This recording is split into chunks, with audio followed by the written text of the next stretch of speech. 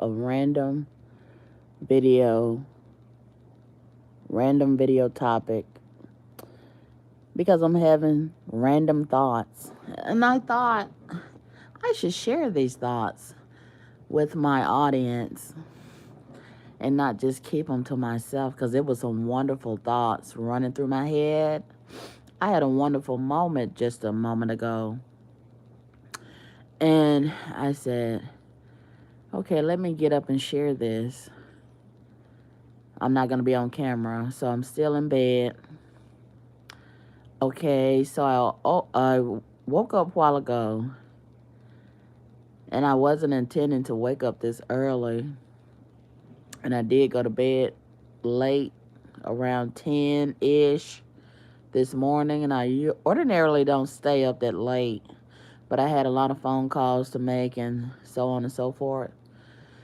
So I was intending to stay in bed until around 8 o'clock and get up and cook my dinner and go to work. So when I woke up a while ago to pee, I checked, my social media and some emails, and I had some messages. So that led to me checking my Instagram, and I saw this post, this random post on my feed that really interested me. It was a picture of a strawberry cake, and I said, let me click on this. And the cake looked so wonderful. Oh my God. It was like I could smell. It was like I could smell the strawberries through the screen. And that's one of the things that my mom had going for her. She had a whole lot of things going for her, but she could make a fantastic strawberry cake. Everybody loved her strawberry cake. It was a prize-winning strawberry cake. And I'm so glad that I have the recipe to her strawberry cake. And I have never made it myself, and I was thinking about it today. After I saw that, I said to myself, why haven't I made this cake? I need to make time to make this cake. And I think one of the reasons I haven't made it is it's too emotional. And it reminds me so much of her. And it's a lot of things that remind me so much of her. And it's so painful for me to enjoy a lot of things. And some of those things are so simple, such simple things. But it's very, very painful for me because I love my mom so much. And when I look in the mirror, I'm looking right at her. We're twins almost. And that's why I love to get that short wig, because my mom, she used to always wear that short wig, the one that I wear a lot.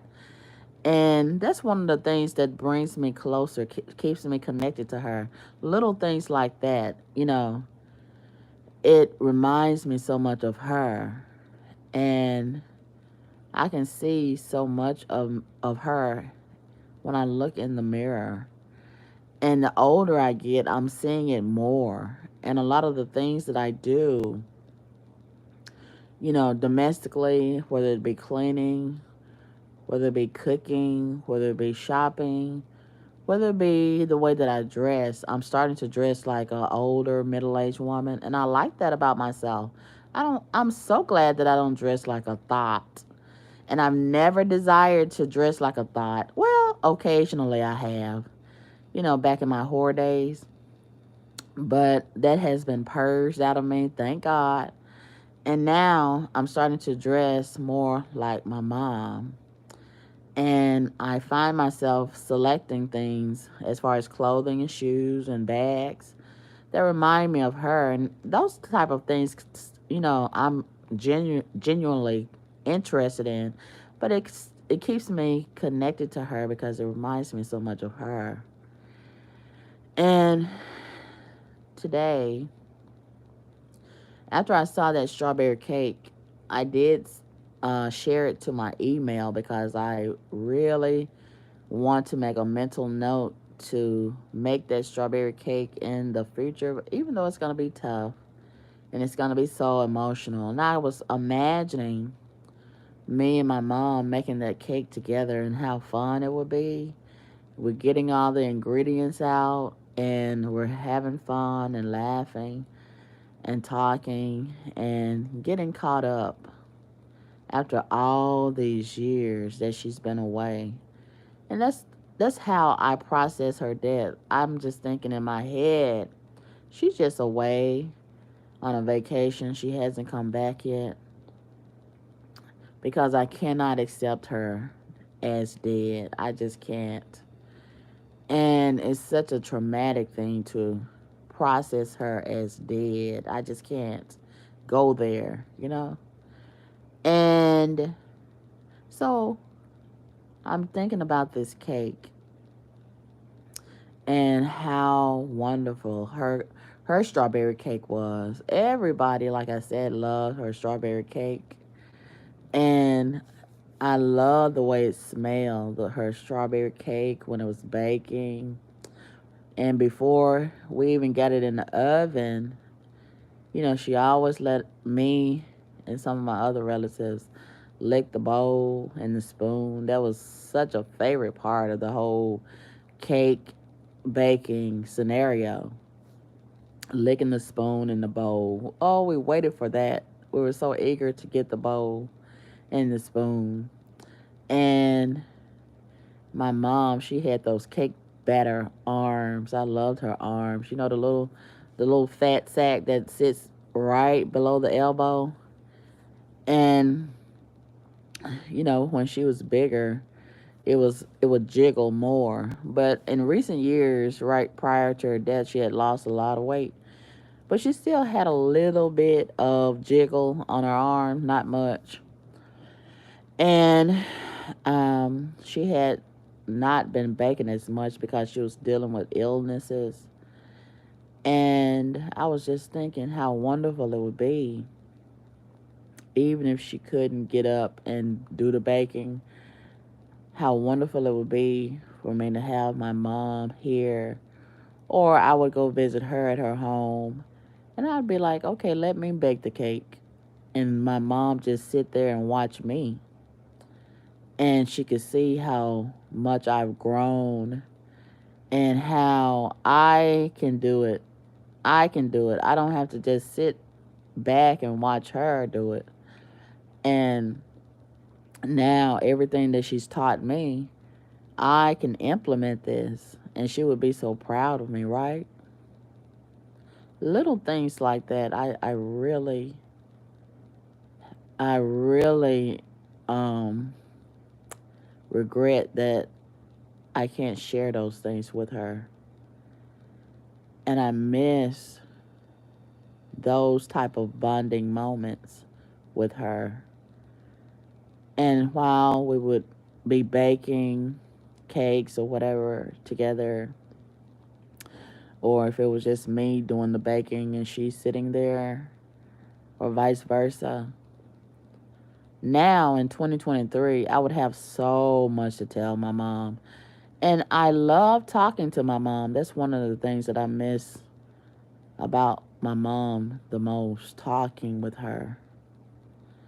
And I would talk to her about almost everything. I wouldn't tell her everything.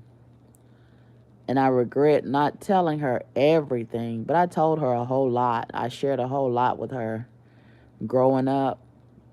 And I'm so thankful. For the most part, I did feel comfortable talking to her about a lot of things.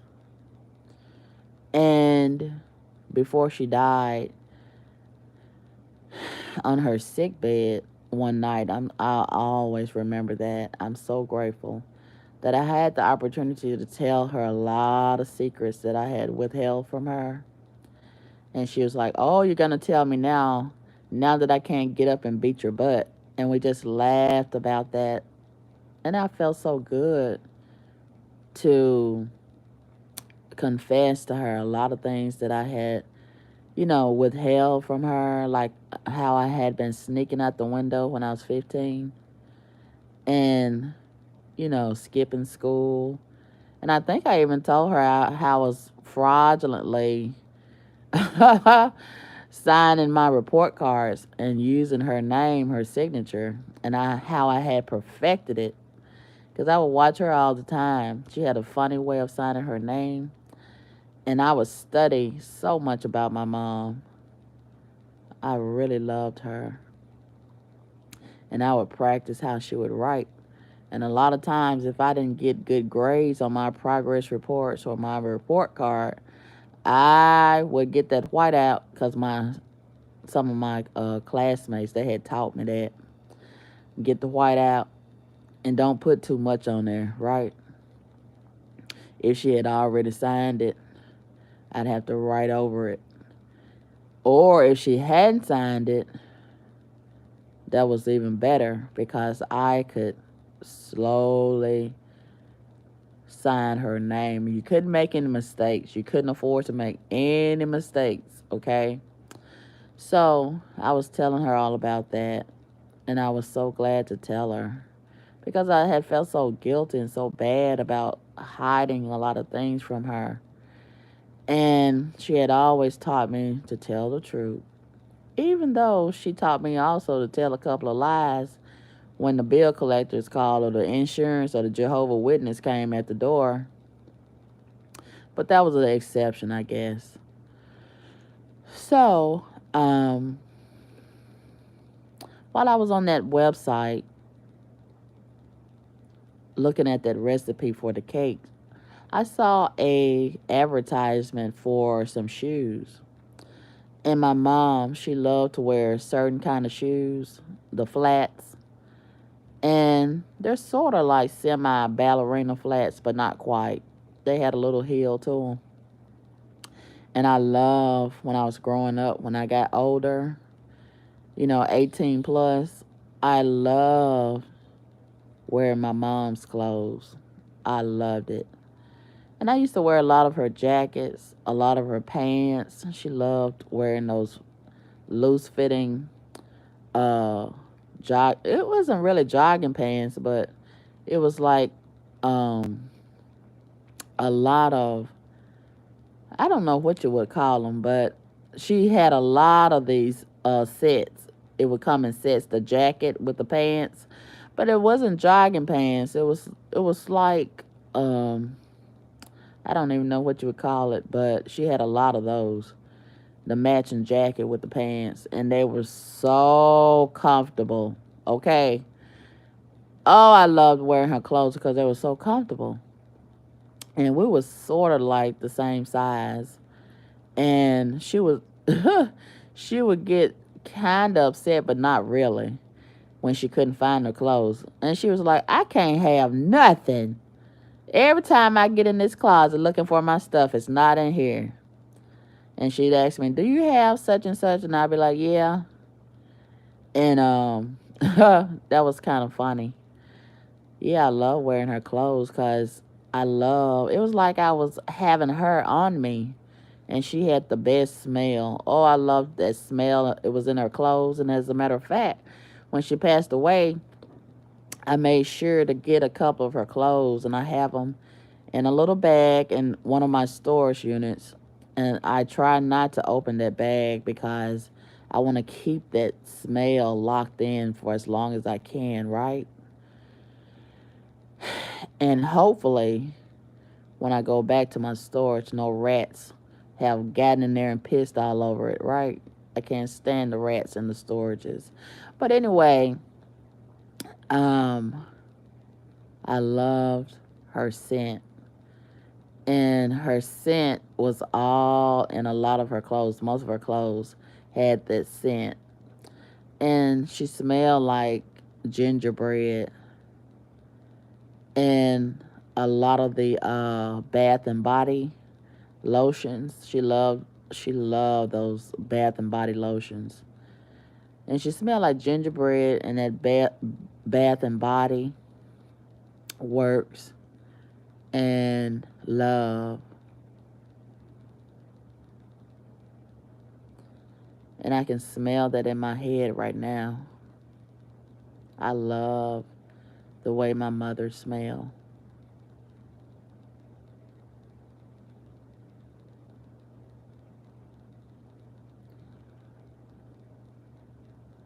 So while I was also looking at this website, I saw this advertisement for these shoes. And they were sort of like semi ballerina shoes. There were some flats. And they caught my attention because those were the kind of shoes, sort of like how my mom would wear. That was sort of her style. So I clicked on the link to the shoes, and it brought me to the website, and it had so many of those shoes, and it reminded me so much of my mother. And I was thinking to myself how I have adapted to a lot of online shopping. I've started doing a lot of online shopping, and I love it.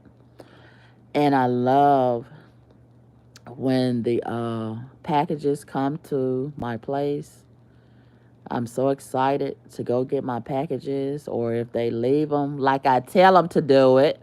They're so hard headed. The Amazon drivers, they're lazy. They don't want to leave my packages in front of my door like I asked them. But occasionally they do. And I was thinking to myself how I would love to order some of those shoes for myself and send my mom some also, in case we didn't already live together. I think by now we would probably live together if she was still alive. And I would be so excited to share that with her. And if she was here, I would show her the picture on the phone or on the computer. And she would probably love them. And I'd be like, oh, I want to order these for us. And I'd ask her, what color do you like? They had all different colors and all different styles. They even had a leopard pair. I would probably pick the leopard pair, and she would probably pick the green. It was like a material. It was like a soft material, and almost like a sweater material on the shoes. And I'm almost sure she would pick the green pair. It was like a dark green, like a money green. And I think she would almost like those. Or the black ones. And I would be so excited to order the shoes for us. And in case she was still living in her house and I was still here, I would be so excited to put her address on the invoice. And I would be so excited to tell her, okay, I ordered these shoes for you. I want you to call me as soon as you get them. And then when she would get them and she called me, I'd be so excited. And I'd tell her that I got mine too. And I really, really, really feel so terrible that something like that I cannot do. But there's so many people that can order shoes for their mom. But I can't do that. And I really, really miss that about my mom. Not sharing something that simple with her. And on this same website, I saw that they have clothes and bags. And I said to myself, well, let me click on the bags because I do like bags, big bags. And it's because of my mom, partly. But a part of me really genuinely likes big bags. I can't stand little bags because I have a lot of stuff. And I have to put it in certain compartments. I like big bags with a lot of room in certain compartments to keep everything separated. And it gives me so much anxiety when I have a little bag and then everything blends together and it's so messy. I can't stand it. And ever since I was a little girl, I always admired my mom having that big black bag And a lot of times when I needed lunch money or whatever, she'd tell me, go get my bag. And I love running to go get her bag. That bag was something kind of special. That bag held the key, baby, to my snack cakes and things. And over the years, I love seeing my mom go in that bag. Because she could change some things when she go in that big bag, let me tell you. And that big black bag brought me a lot of joy. Yeah. And every now and again she would change it, but every time I can't even remember her ever getting a white bag, a yellow bag, a brown bag. No, it was always a big black leather bag. And every now and again she'd buy another one. But it might have been a slightly different style, but it was pretty much the same style every time. And I love going to get my mom's big black bag. If she was in the living room, she'd say, go get my bag. If she needed something if somebody came to the house and she needed to pay them, she'd tell me, go get my bag. And I love getting up, going to get my mom's black bag and bringing it to her. And seeing her sometimes sit there going through her bag and sometimes sorting her stuff out in the bag, throwing certain things away and keeping certain things. Oh, I didn't know I had this in here. And now I do the same thing, going through my bag and discovering, oh, I didn't know I had this in here. Where did this come from? I don't even remember putting this in here. And little things like that reminds me so much of my mom. And I miss that so much about her. Not seeing her go through her bag and sort it out and clean it out. And when I saw this black bag on that website, I almost got so emotional because it's not quite the same type of bag that she would ordinarily go for, but it was similar. And I would almost be sure that I could talk her into getting a bag like that. And I'd be like, Mom, I think I want to order this for you, and I might want to get one for myself. And it had a little pouch on the outside. I am a big fan of pouches that come with the bag, okay? I'm a big fan of that. And it had a sort of like I don't know what type of material that was, but it wasn't leather. And she would probably say something like, oh, I don't know about this. It might get dirty, and I don't want to be cleaning it off all the time. And I'd probably be like, oh, you're probably right. But I think we ought to try it out anyway. I'm going to order me one. And then if I say I'm going to order me one, she'll say, well, go ahead and order me one too. And I'll try it out and see how I like it. And I'd be so excited to order 2 bags instead of just one for myself. Something like that, sharing a bag with her. And then we get the bag and we look it over, check it out and test drive it, and put our stuff from our old bag into the new bag. That would be exciting for us, right? And she'd tell me how she liked hers. I'd tell her how I like mine. And I really, really would love to do something like that with my mom. Shopping online and picking out stuff for her and sending it to her. I would love to do that. And another thing that I would love to do, so much has happened since my mom passed as far as social media, technology. Oh my God, I would have to show her how to use a cell phone. And she'd be like, oh, I don't have time for all this mess. I don't like all this mess. And I'd be like, Mom, I don't like it either.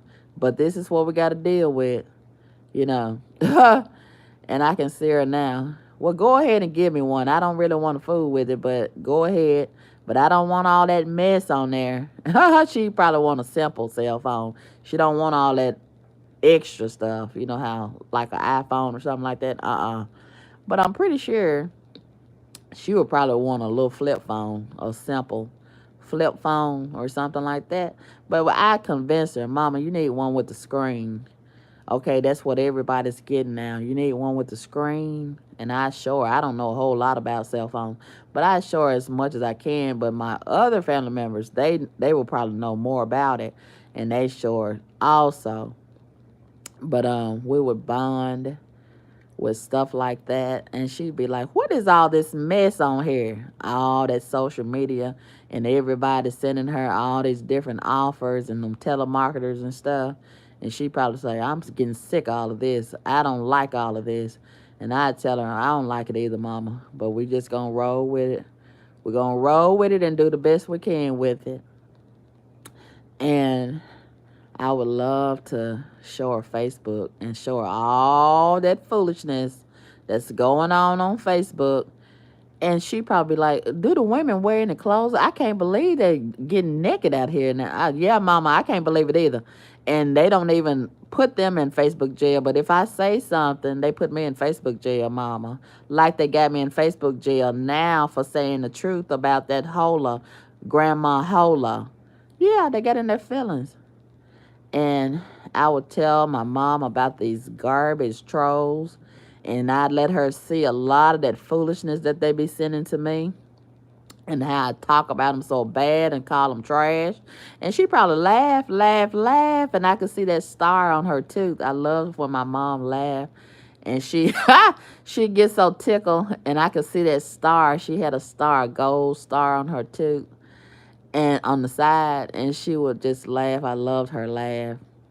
And she probably be like, I can't believe you told those people that. Do you know those people? I'd be like, no, Mama, I don't know them. And I don't want to know them. I just know that they're trash. And she would probably fall out laughing. And she'd probably tell me, I can't believe you talking to these people like that. And I'd probably tell her, I can't believe they talking to me like that. So if they can talk to me like that, I think they can take it back for me to talk to them back like that. They shouldn't talk to me like that and stay in their place. Yeah. And I would show her a lot of my real subscribers and my real supporters and how they've been sending me donations and gifts and things. And I'd share all of that with her, and she'd probably just enjoy all of that and enjoy all of y'all's sweet comments and how y'all got all these questions and y'all chime in on different conversations. And she'd probably give a little feedback on the topic too. And we would have a blast with this social media thing. And I'd be telling her and showing her all these other different YouTubers and bloggers. And I'd be telling her, oh, they think they know everything. And I especially tell her about that big mouth Flavor Flav looking heifer that thinks she's the queen of YouTube. Okay, I talk about her so bad. And my mother would laugh so hard. And I'd be like, Mama, look at her. Ain't she ugly? And listen at her. I'd play one of her videos. And I said, listen at her, how loud and ghetto she is, Mama. Listen at her. I can't stand her raggedy self. Oh, she's so ugly. And she's always bragging about that African husband. And she, like she really has a great catch. She can't do no better and he can't either. Don't nobody else want him and don't nobody want her. They a perfect match. And my mother, she would probably laugh so hard. Oh, I talk about these people like a dog on social media. And my mama, she would probably talk about them like a dog too. And that's what we would bond together with also. See, this is where I got it from, talking about people like a dog. I got it from my mama. Yeah. Her and my sisters, oh, we would talk about people like a dog. And I think it's fair because a lot of people talked about us like a dog, whether it be behind our back or to our face. So we'd go home and talk about other people like a dog. And we enjoyed it too. We enjoyed it. And I think I'm pretty good at it. And oh my God. We would have such a great time looking at all this social media and talking about people like a dog. And she probably tell me, pull up that site that we was on yesterday. I can't remember the name of it. I can't remember the name of it either, Mama. What was going on the site? Do you remember? And she probably described whatever it was, and I'd be like, oh yeah, I know what you're talking about. And we go back and check it out and see what's going on. And I tell her what's going on for that day and show her this and show her that. And it'll be so much to show her on social media. Oh my God. And she'd probably try to tell me to go ahead and sign her up for Facebook because she want to stay connected with all them family members and see all their pictures. And they want her, they probably be done convince her to go ahead and sign up for Facebook. So I had to make her a page and I had to show her every day how to navigate on Facebook. She probably wouldn't never go to Facebook jail because she played it safe. She wouldn't say nothing. She just look at everything. And I'm the one that's going to say something. And she probably tell me, oh, I can't believe you said that. Now, don't get on there today saying nothing. And I don't want such and such to see you showing out on Facebook. And I'd be like, okay, Mama. And then I go right over there and say something that I shouldn't say. Yeah. And if some of our relatives on there, I'd be like snitching on them. Did you see what such and such posted on Facebook today? They shouldn't even be telling that. And then such and such over there showing off their new car. I don't know how they're going to pay for it. And they're going to be begging us and calling us after a while in about 6 months. And she probably be like, yeah, you're right. I don't know why they're going to be calling me because I'm going to tell them they ain't got nothing. They shouldn't have went out there and got in all that debt. They just got out of the debt. And we talk about them like a dog. And all of that kind of stuff. I really, really, really wish I could share with my mom. And undoubtedly, I would have my mom on some of these videos with me. And she'd probably be like, don't put that video on me. Don't put that camera on me. And I sneak around and put her on the video anyway, like I used to do with the camera. She couldn't stand taking pictures. And I'd be like, Mama, come on, Mama. It's just a picture.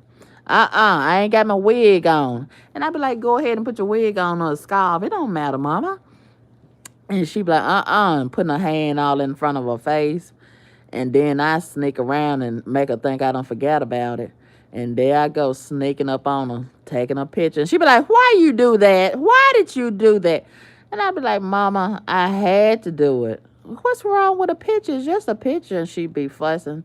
I can't believe you did me like that. And I like sneaking up on her, taking a picture when she be asleep and slobbing. And later on, I showed a picture to her. That was back when we had the Polaroid camera. You know, the Polaroid, when you had to wait for the little film to come out, the little slot. It made that little sound right there, that sound effect. I love listening at that sound effect. And then you had to wave the film and let it develop. You have, as it's developing, you got to wait. See, the kids nowadays, this new generation, this current generation, they will never know what it feels like to develop the picture. Oh, it was waving the film for me. Oh, wasn't that exciting? It was very exciting. And then you get a pen and write up under there on the white part what describe what's on the picture, what date, put the date on there and all that, blah, blah, blah, blah, blah. I really missed that. And I saw recently on Facebook Marketplace, somebody had a Polaroid camera for like $35. And I was thinking to myself, oh, I should buy this, but then it probably don't work or it might malfunction a few days after I buy it. But I really do want to get me one just for the nostalgia, if nothing else. But I used to sneak and take pictures of my mom when she would be asleep and show it to her later on. She'd be so upset with me. And she'd tell me, you better not show nobody else that. You better not show nobody else that. You hear me? And I'd be like, okay, mama. And I'd show somebody else and laugh about it. And she would get so upset, but she'd laugh about it too. And she'd probably tell me something like, I'm so sick of you. I'm so sick of you doing stuff like that. You need to go somewhere and sit down. Why you ain't in bed? You around here taking pictures of people while they sleep. And we would laugh, laugh, laugh. I miss that about my mama. Not being able to sneak around while she's asleep and take pictures of her with her mouth hanging open. And I would watch my mom so many times while she would be asleep. And she looked so funny sleeping. And a lot of times she would sleep with her hand propped up under her chin. And now I find myself sleeping just like that too. And it makes me feel good. One day recently, I caught myself sleeping like that, getting ready to go to sleep, and I was like, wow, I do a lot of things like my mom. And I don't even recognize it during the time, but a lot of times I do. And even clearing my throat. It reminds me of my mom. And that used to get on my nerves when she would do that. But I would love to hear her do it now. Clear her throat.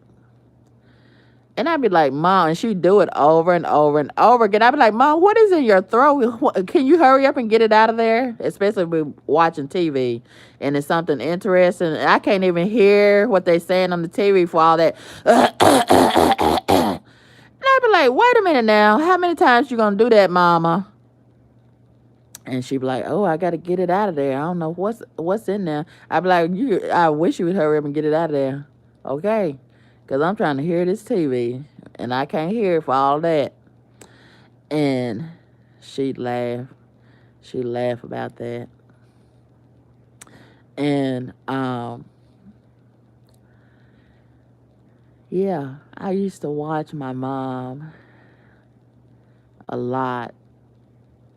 Especially if she was laying on the couch watching TV. Or talking on the phone. Or cooking. Or undressing. Or getting ready to dress and go to church or whatever. Or go to work. And I love watching her because she was just so special to me, right? And I studied her because she taught me so much about how to be a decent human being, a decent woman, and how to carry myself with class, okay? And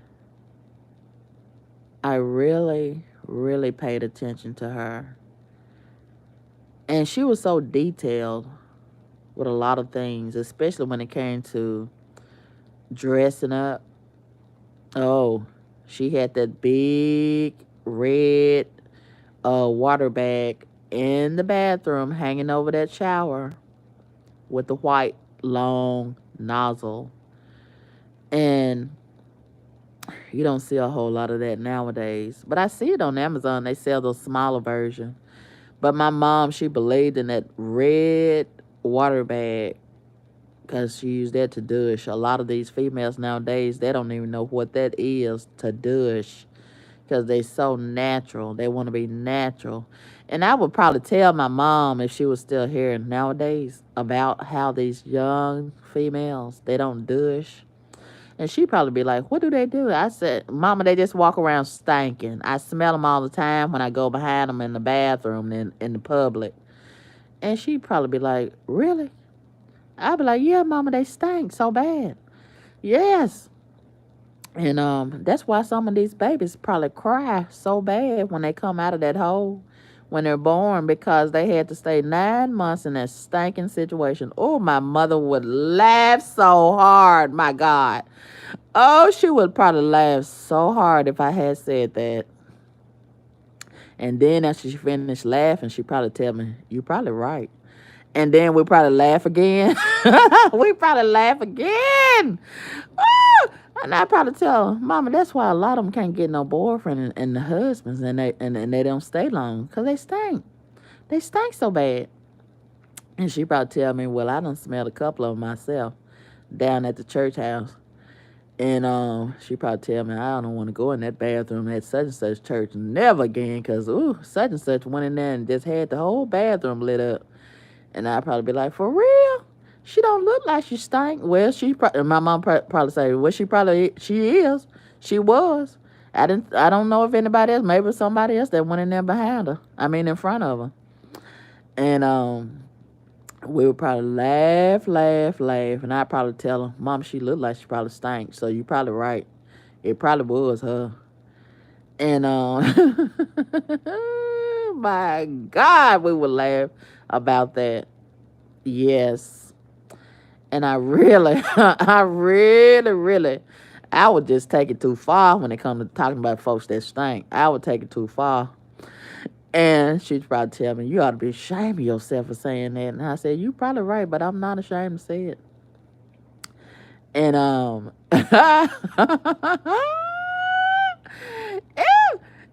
my God, we would have so much fun talking about these folks in these situations.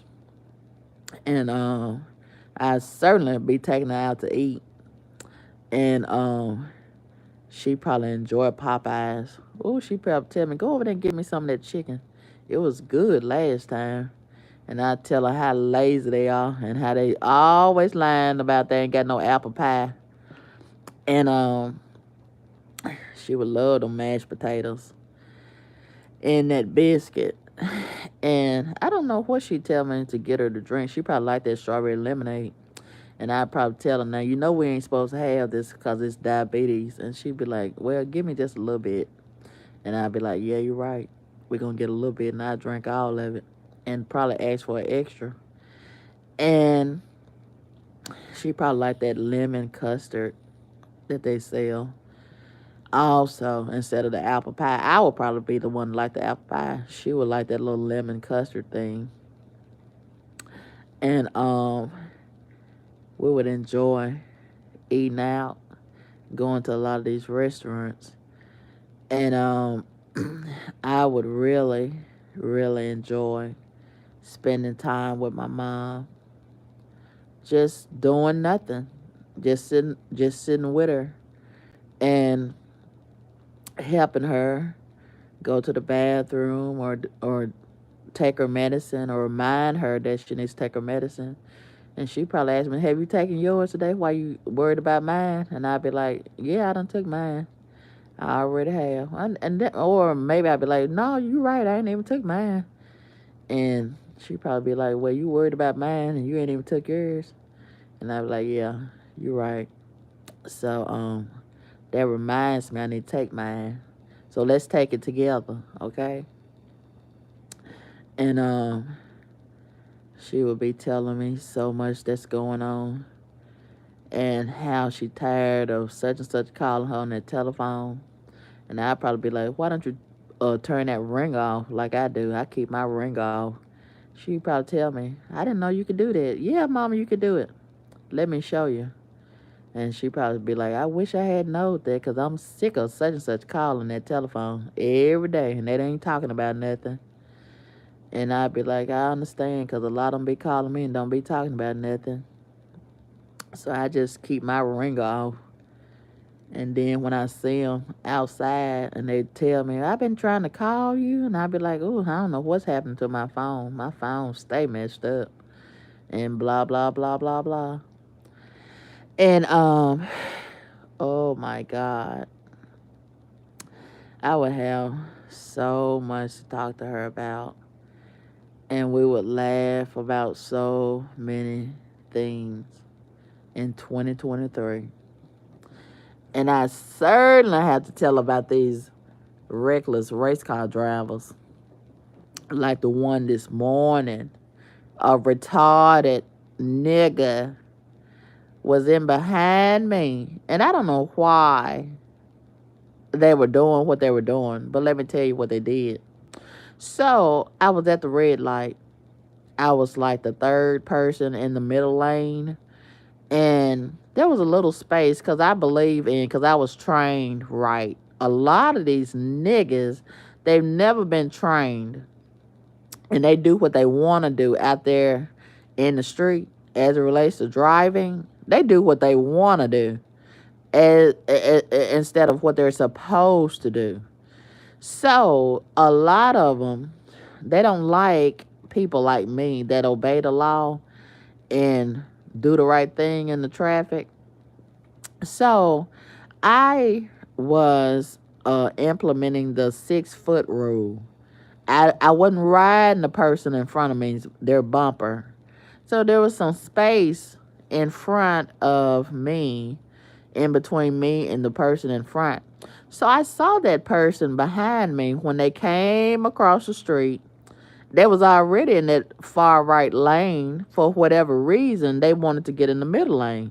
So they came around this vehicle that was over there on the right, and they got in behind me.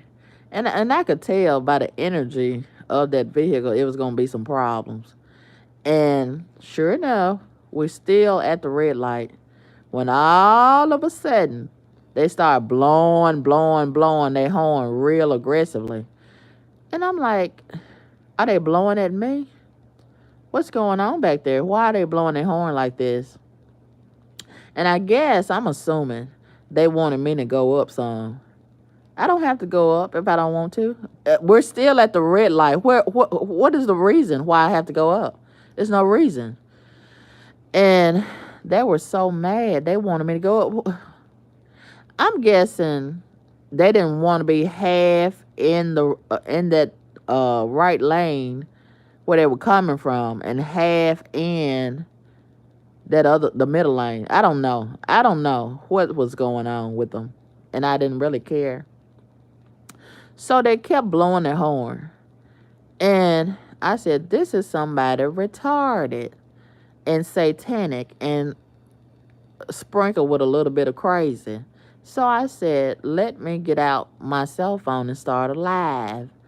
And I have been telling myself I need to do this every morning. I need to train myself as soon as I get off work to immediately go live. Because the niggas are going to be outside in the street acting stupid and reckless driving. It never fails. They never disappoint when it comes to reckless driving. And they just make it a horrible experience just to drive down the street. The niggas. It's nobody but the niggas. The untrained, unaccomplished, unemployed niggas. And I don't know why they in such a hurry to go sell dope or go rob somebody or kill somebody or rape somebody or molest somebody or do something terrible to somebody. But they in such a hurry. They be in such a hurry to do it. And so when the light changed to green, the person behind me, the idiot nigga, is still blowing their horn at me. It's obvious they blowing their horn at me. Out of everybody on the street, they designated me to include me in their foolishness. Now, I don't know if they had just woke up and came outside, or if they had been outside all night long, like a lot of niggas do. They just stay outside in the street all night long. I don't know the status of the nigga. I just know the nigga was in behind me with the bullshit. Okay? Forgive me, Lord, for cussing. And so they came around. I'm like, in my mind, what took your brain dead ass so long to come around? Who told you to get in behind me in the first place? Okay, you made that decision to get in behind me, but maybe they was thinking I'm a stupid nigga just like them, and I'm just gonna drive reckless just like them. And that's what you get for assuming. Okay, everybody's not stupid and idiotic like you, okay? Some people out here got some sense, not many of them, but it's a few. And so they decided to come around. Meanwhile, they still blowing their horn.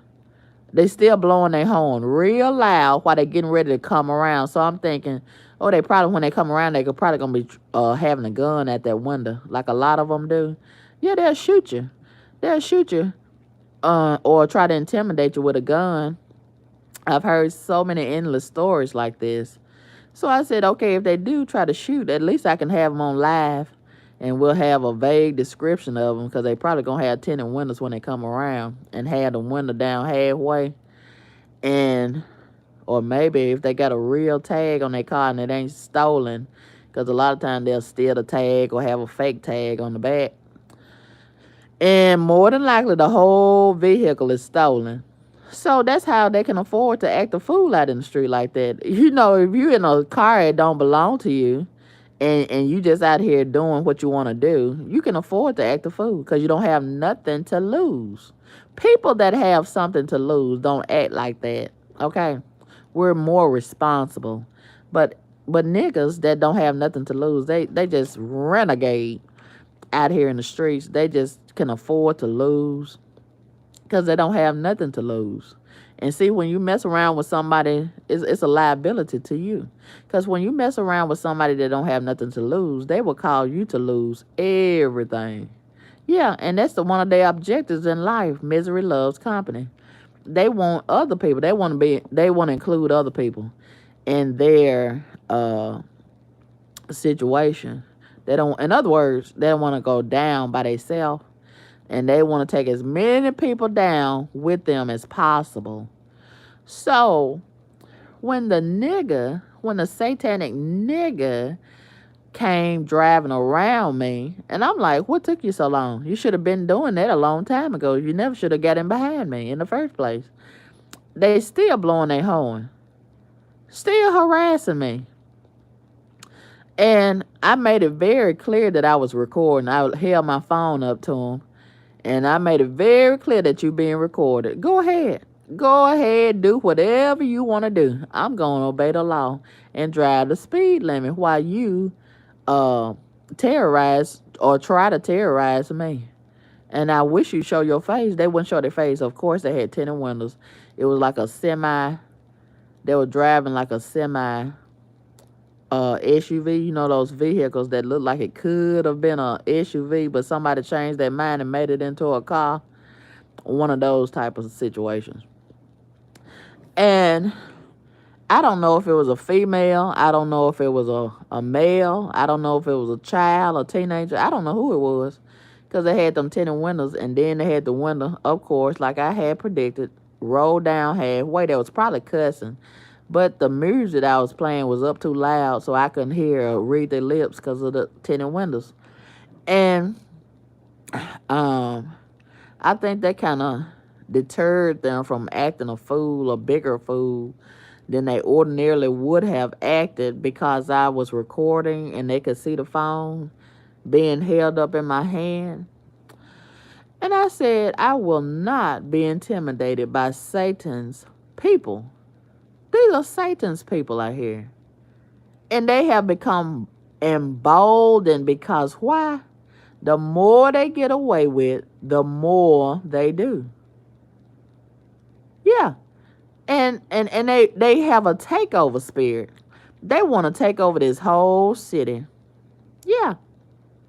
And I heard Bishop T.D. Jakes talk about that takeover spirit. He said anytime you see a city, a territory that's occupied by a lot of crime, you got a lot of witches and warlocks that are occupying that territory, and they want to take over that area. And that's evident in this city right here. It don't matter what side of the city you go to. It used to be a decent side, a safe side, a so-called safe side. Now, all of it is corrupt. All of it. All four sides, the east side, the north side, the south side, and the west side, all of it is trash. And all of the housing is just pathetic. Pathetic because of these satanic niggas. They done took over all four sides of this city. And, you know, that's the takeover spirit. That's the takeover spirit of Lucifer. He is trying to build up his kingdom.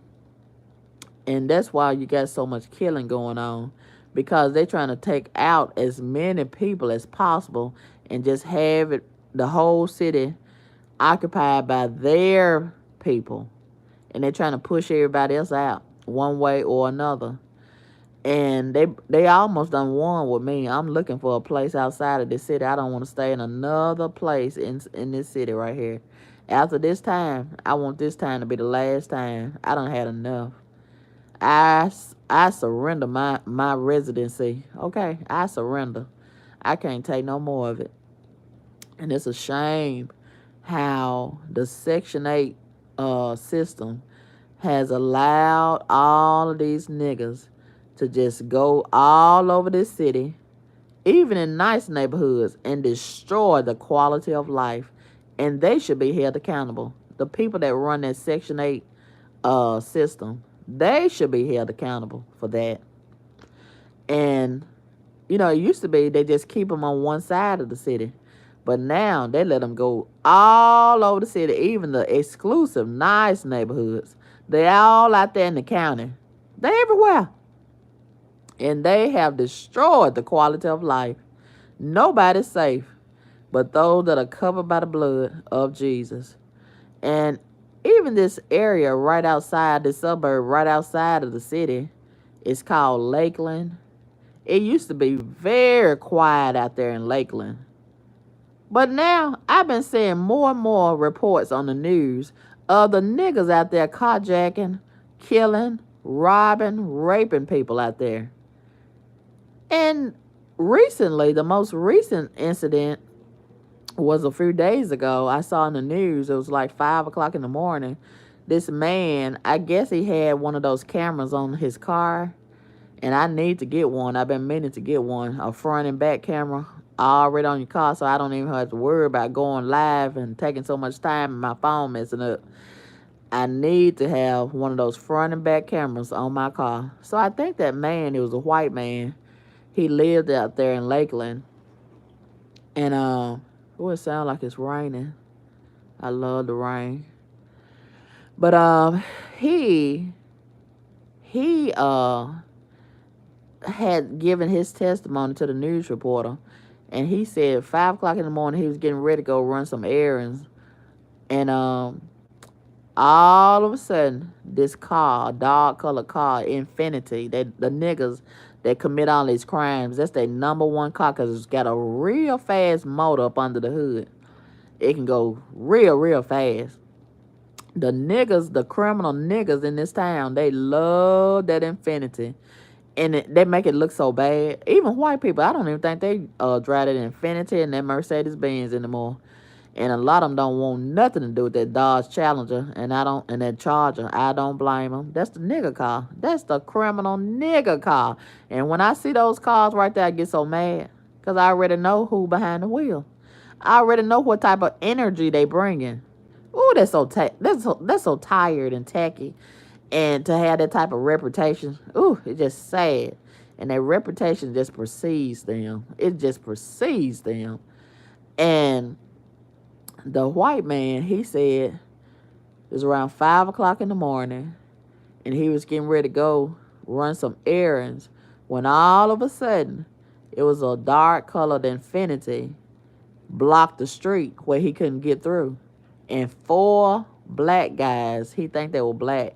And you can tell they were black on the camera by the way they were moving. Black people move a certain way. They walk a certain way. They have a certain kind of gait, and they walk. And the way they stand, you can tell a nigga when even if they got on a mask, even if it's dark outside, you can tell by the silhouette it's a nigga. So, they had on the mask, the ski mask, and all 4 of them had guns. And he was so nervous, he didn't know what to do. He couldn't go through them, and he didn't want them to get closer to him. So he said the only thing he could think of was just run on the grass part and just floor it. Just floor it. Put his foot all the way down on the gas and just hope for the best and get away from him. So it did work. And I'm surprised they didn't shoot up his car. And that kind of throwed him off. I don't think they was expecting for him to just all of a sudden run over in the grass and get around them and don't look back. So, and they were too retarded to chase in behind him. So, I don't know if they proceeded to victimize somebody else in the neighborhood or if they took their garbage ass back to their Section 8 house and laid the fuck down and planned another attack. I don't know. Forgive me, Lord, for cussing. And, this type of situation is happening every day. And things like that, I would talk to my mom, and my mom, she would probably be like, if she's still in Mississippi, she'd be like, honey, you need to come on home. You need to come away from over there. I probably would have been done left this a long time ago and been back down there with my mom. She wouldn't have to tell me. I wouldn't even have these stories to tell her because I probably would have been done left several years ago. I probably would have been done left several years ago and been down there with my mom and could have avoided a whole lot of this trash. Yeah. But we still see it on the news, on TV, and talk about him like a dog. And she probably be saying something like, I can't believe they over there acting like that. And I'd be like, yeah, mama, that's the niggas. That's the niggas. That's how they act. And that's why don't nobody really like for them to come around. And they call it racism. It ain't racism. They just got standards. They got a higher standards of living. They living in a higher vibration than the niggas. The niggas living in a low vibrational state, and they don't want it any other kind of way. Yeah. And my mom, she'd probably be like, why don't they go to work? I'd be telling my mom, they allergic to work, mama. They're allergic to it. They get offended when you even say that word. You can't say that. Make sure you don't say that word around a nigga. They'll probably fight you, mama. And I'd have to kill them if they put their paws on you, okay? Don't even say that word around them. They get very offended by that word, work, W-O-R-K. Oh, they can't stand that word. They hate that word.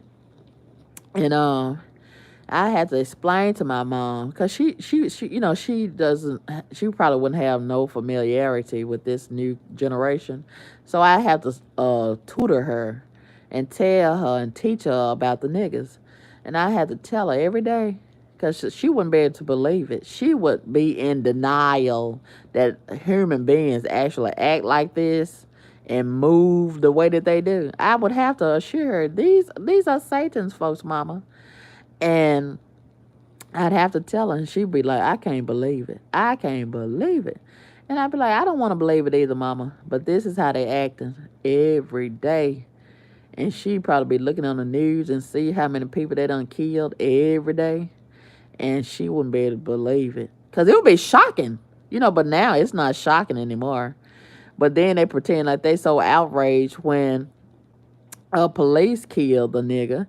But they not shocked when the niggas kill the niggas.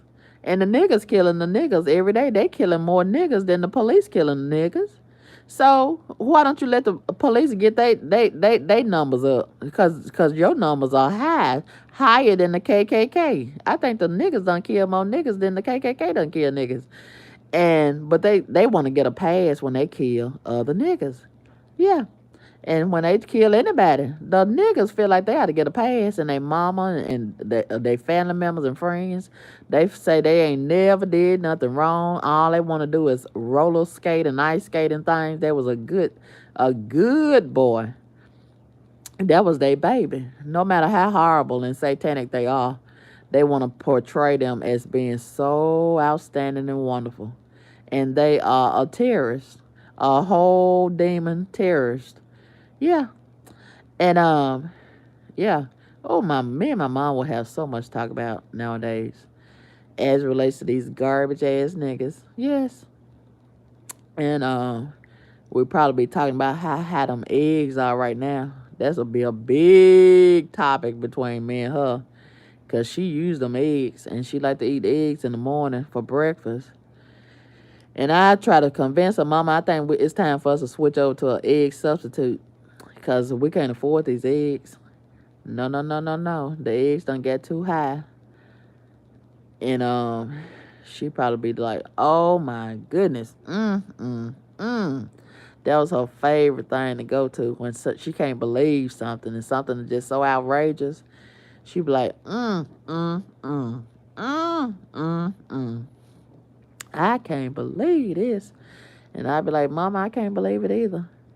But here we are. It's a big mess out here in these streets. And Ooh, she probably wouldn't be able to stand wearing that mask, and I bet she already been on had that COVID shot, and be telling me, "You need to go get your COVID shot. I already done had my shot, my second shot, and the booster." And I'd be like, "Mama, I ain't getting that shot. I'm not doing it." All these people having these heart attacks, and we just lost Priscilla. Not Priscilla. I keep on calling Priscilla. Please don't let Priscilla go. Her baby, Lisa Marie. And my mom probably be like, "Ooh, I can't believe Lisa Marie done died." She would probably be like, I was however old she was when Elvis died, and she'd probably tell me the whole story when Elvis first started. I had to listen to all of that, and she would probably be like, "Oh, I can't believe his daughter done died," and we talk about that. And we talk about how much money them children going inherit, and how somebody gonna try to come along and swindle them and steal everything. And hopefully they won't be able to get away with it. And she be like, "I didn't see Priscilla there." I be like, "Mama, she done had all that surgery on the face. She looking like a teenager. You probably seen her. You didn't know who she was." And I show her the picture. She be like, I don't think that's her." I be like, "Mama, that's her. She done had all that surgery on the face with all the Elvis money." Yeah, that's what she been doing with her part of the money. Having all that surgery. She want to stay looking like she was back then. And we talk about that.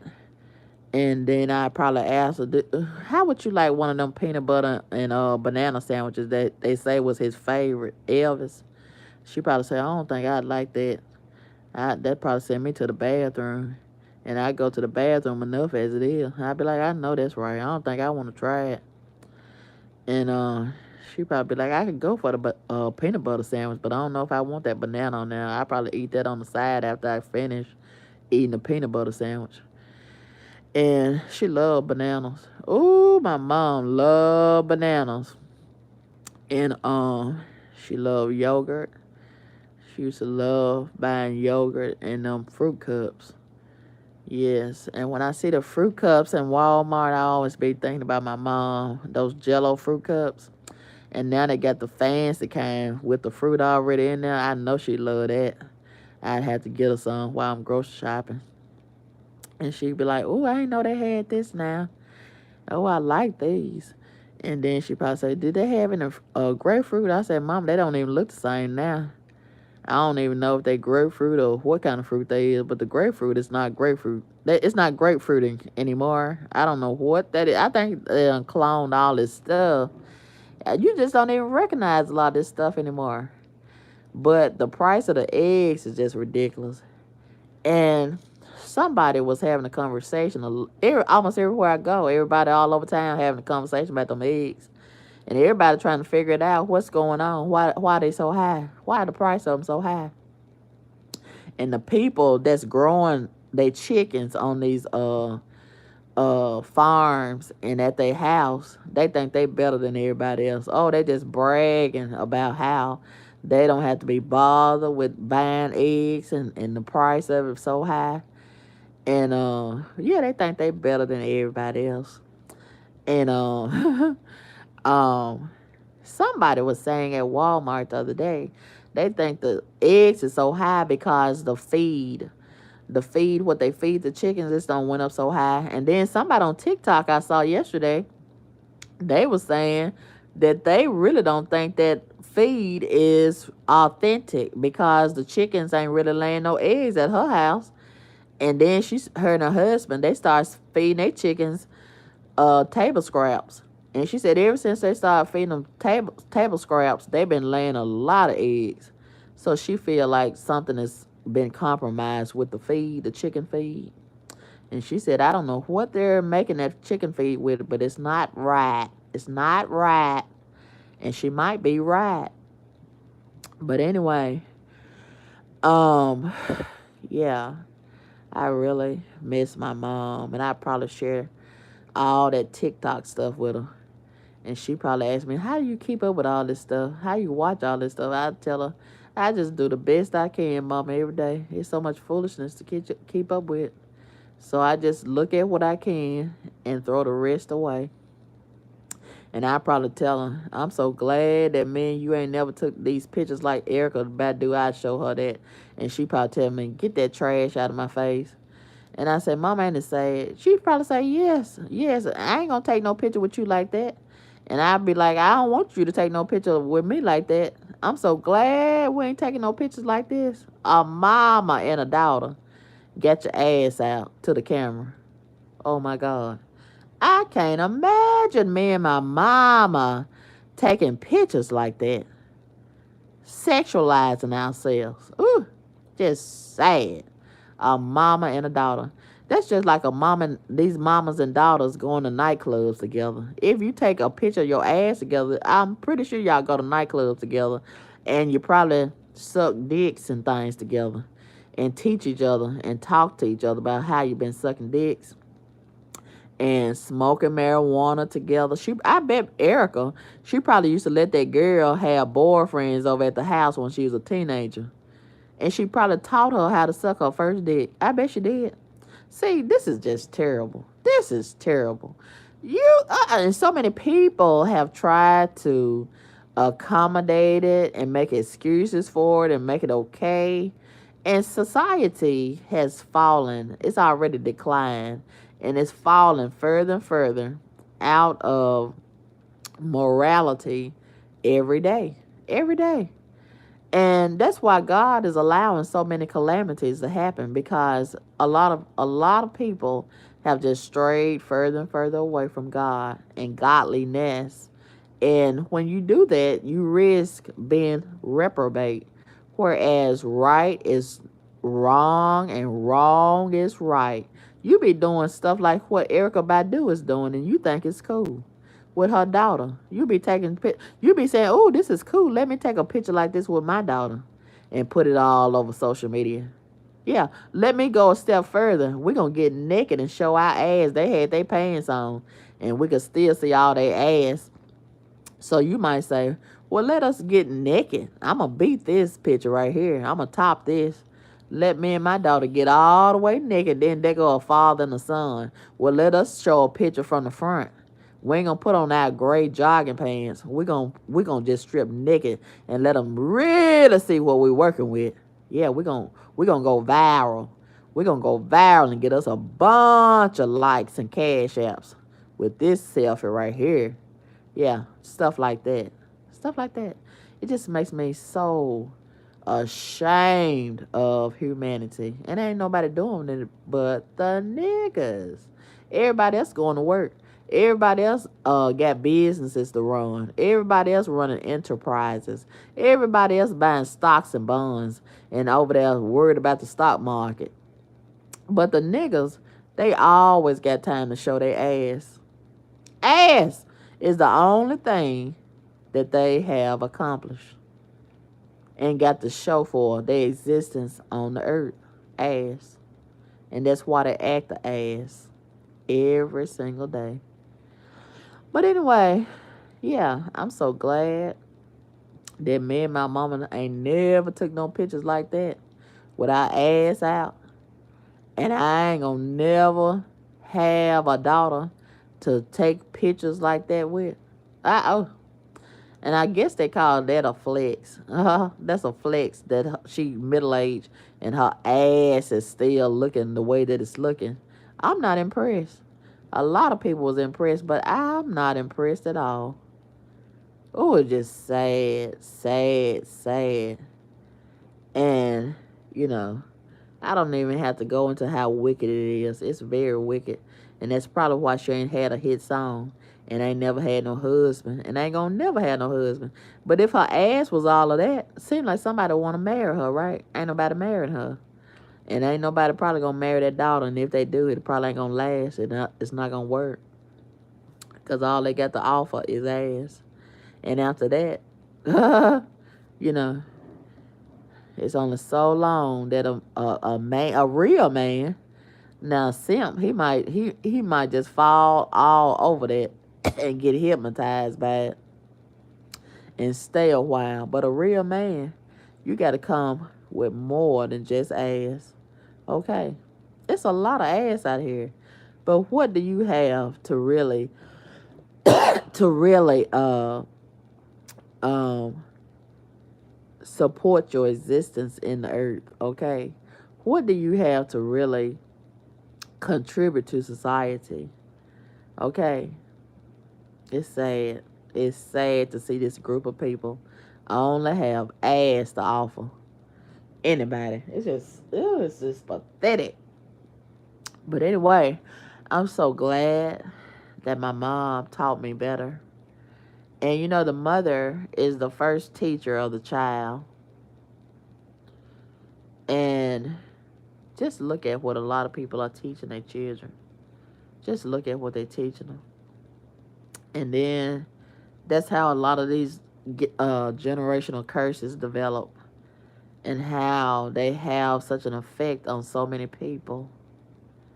Yeah. But anyway, you know, the one good thing about it, at least they show you who they are. You don't have to question who they are. They showing you all over social media who they are and what they all about and what they have to offer and contribute to society. So after that, you got to make your own informed decision. Are you going to move around, or are you going to reciprocate that type of energy and entertain that type of low vibrational, low dwelling energy? It's low vibrational. Make no mistake about it. But anyway, it's also a distraction. You got a lot of people out here that's on assignment by the devil, and they got a lot of agendas, and a lot of them probably even been paid to set up shop on social media and cause a lot of distractions. And then let me tell you another thing. A lot of these people, you got to watch them, especially on the black side of social media. A lot of these people, they stay beefing and trying to expose somebody. And a lot of them might be networking together. You think they enemies, and behind the scenes when the camera is not rolling, they probably plotting and strategizing how to keep a lot of controversy going and how to get paid off of all this controversy and all this exposing and drama and mess. Yeah. In other words, they pimping the public and monetizing a lot of the trash. But I digress. But yeah, I miss my mom. And that's one of the reasons why I like spending a lot of time talking about different topics on social media, because a lot of the things that I talk about is things that I would talk to my mom about personally. So because she's no longer here, I express myself and being a content creator and sharing my points of views with my audience. But a lot of that I would really be talking to my mom about. Yeah, I really miss her, and picking up the telephone and talking to her. And she would always listen to me. Hearing and listening is two different things. A lot of people hear you, but they're not listening. And my mom, she would never be the type of person, and that's one of my pet peeves, to try to talk over me while I'm talking, or try to talk me out of something while I'm talking, or try to change the subject while I'm talking, or act like she's not interested while I'm talking. She would always listen to me, patiently listen to me, and she would let me finish talking before she would give her opinion about whatever I'm saying, or whatever. And that's what I don't like about a lot of people, especially a lot of these black women. They, I had that situation happen just yesterday when I went to Krispy Kreme and I had to deal with that ghetto garbage ass heifer, and I was telling her how unprofessional it is. They never had them donuts ready. And I don't really go to Krispy Kreme like that, but every now and again I like to go. And they never have the menu items ready. We ain't got none. We ain't got none. I'm like, damn, what do you have? And if you don't have these items that's on the menu, should you put a note up there on the board and say, well, we don't have this? And then they always had that nasty attitude and that nasty disposition. And I was telling the customer service person today when I called to complain, I said they could really use some diversity. That might be part of the problem. They need some diversity. Every time I pull up, it's a whole house full of niggas in this store, and they all got them nasty attitudes.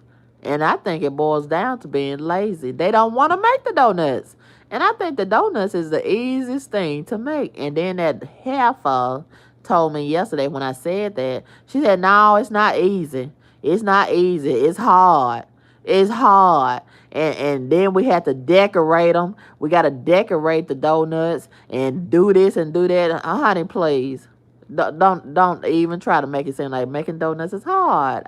I have seen so many YouTube videos on how to make donuts. It's very easy. And then just putting the icing on there. That's it. That's all. They lazy. That's what it is.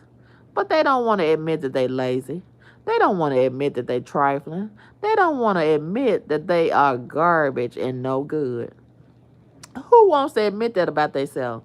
They want to portray themselves as so wonderful, so reliable, so outstanding. Nobody wants to admit to the world that they're garbage, right? But it is what it is. And like yesterday, when I pulled up to that speaker, they never had no cinnamon rolls. They never had the cinnamon dust donuts. I have been waiting a whole year to test drive the donuts with the cinnamon dust. I still haven't tasted those donuts. Because every time I ask, and then the lemon pie, whatever that is, lemon, they don't never have that. Almost everything on that board, they never have it. We ain't got none with them nasty attitudes and dispositions. And like I was telling the customer service agent today, I said I've never worked in a restaurant environment. But let me tell you something. If I sign up for that job, even if I'm having a bad day, even if I just want to work there for a paycheck, I'm not going to do the customer like the way that they be doing me every time I pull up there with them nasty attitudes. Okay, something as simple as good morning, welcome to Krispy Kreme. That makes a hell of a difference, right? Okay, listen, let's go through this scenario. Okay, you pull up to the speaker and I say, good morning, welcome to Krispy Kreme. How may I help you? As opposed to a long pause when you pull up to the speaker. You got to wait for the person to come on the speaker. And then when they come on the speaker, hold on a minute. Wait just a minute. Okay, I already done held on a long time. And then when you come on the speaker, you still tell them to hold on. Really? And they do the same thing on the telephone. And then when they come back, whenever they feel like coming back to the speaker, how may I help you? Just practically barking into the speaker. That don't make me feel like I want to eat anything or order anything and give you my money from this place. I'm supposed to be happy even if I don't have the money and I'm sacrificing to spend this money with your business. I'm supposed to be happy about shopping with you instead of feeling nervous about it. And I could be having a bad day. Somebody probably died in my family, or my cat probably died that morning. The bill collector's calling me. My husband probably didn't come home last night and got a baby on the side. I found that on Facebook. All kind of things like that. And then that person behind that speaker can make a difference as it relates to sparking a little bit of joy in my day and get my day started. Or just making a difference in making me feel a little bit better about spending however much money I'm finna spend. I might be upset about spending the money, and then I'd be like, I need to put this in my gas tank. I don't need to be buying no donuts. But if you come at me with, good morning, how are you this morning? I might feel real good about giving you that money. Okay? And I'd be like, well, I can get that money somewhere else. I want to spend money with this person. All this joy coming through the speaker. Oh my God, that's making me feel better, right? I might have been feeling depressed, but if you come at me through that speaker with, "Good morning, how are you this morning? Welcome to Krispy Kreme." I'm going to be so fucking excited to spend money with you. Forgive me, Lord, for cussing. I'm gonna be ready to spend money with you, okay? And then if I say, okay, I would like those new Biscoff flavored donuts. And then you might be like, oh, I'm very sorry. We don't have those at the moment, but you might want to come back later on. Instead of, we ain't got none. Well, damn, you didn't have none yesterday. And the day before and last week you said the same thing. I know we ain't got none. We ain't got none. Okay, well, what about, oh, I'm sorry, ma'am. We don't have any of the Biscoff flavored donuts right now, but we promise we'll try to have them later on today if you want to come back. Or would you like anything else? Do you see anything else on the board? And you may have nothing ready on the board. And you might say something like, well, I'm so sorry. We don't have anything ready. But can I give you a coupon for a free dozen donuts or half a dozen donuts when you can come back later? I'm so sorry. Something like that will make it, better. You can compensate for being lousy. Okay? It's a way. It's not what you say. It's how you say it. But see, a lot of these garbage ass niggas, these hood rats, they haven't been trained how to be a decent human being or how to work in a business. Because a lot of them just passed through the cracks during the pandemic when a lot of businesses was desperate for a body. And they didn't have time to train them. And they didn't have no interest in training them. They just wanted a warm body in that position. And it shows, my God, yesterday. And see, I would be talking to my mom about all of this. And she'd be like, oh, I can't believe this. And I'd be like, yeah, mama. They look like they hadn't even had a bath. And she really get upset about that because she believe in taking baths and things. And she'd be like, what time did you go over there? And I'd be like, 6 o'clock in the morning, mama. She said, oh, that's too early in the morning to be stinking. I'd be like, you're right. You're right. And I had to tell my mom in stress how nasty they were looking. And they had the hair all over their head. And their clothes they clothes. Their clothes look like it just came off the bottom pile of the dirty clothes in the closet. On the floor. Yes. And I know dirty clothes when I see them. I know wrinkled, nasty, dirty, mildew clothes when I see them. And they had on some. Working in around food. Oh, my God. And one of them wide back heifers that work in there, she came to that window and her apron was so nasty. Okay, mind you, they open up at 6 o'clock. It's about 6:15 or 6:30. Why is that apron that nasty at that time? Okay, I don't believe that she was working that hard within the last hour or the last 30 minutes. I don't believe it. That apron have earned a lot of nastiness from several days. Several days.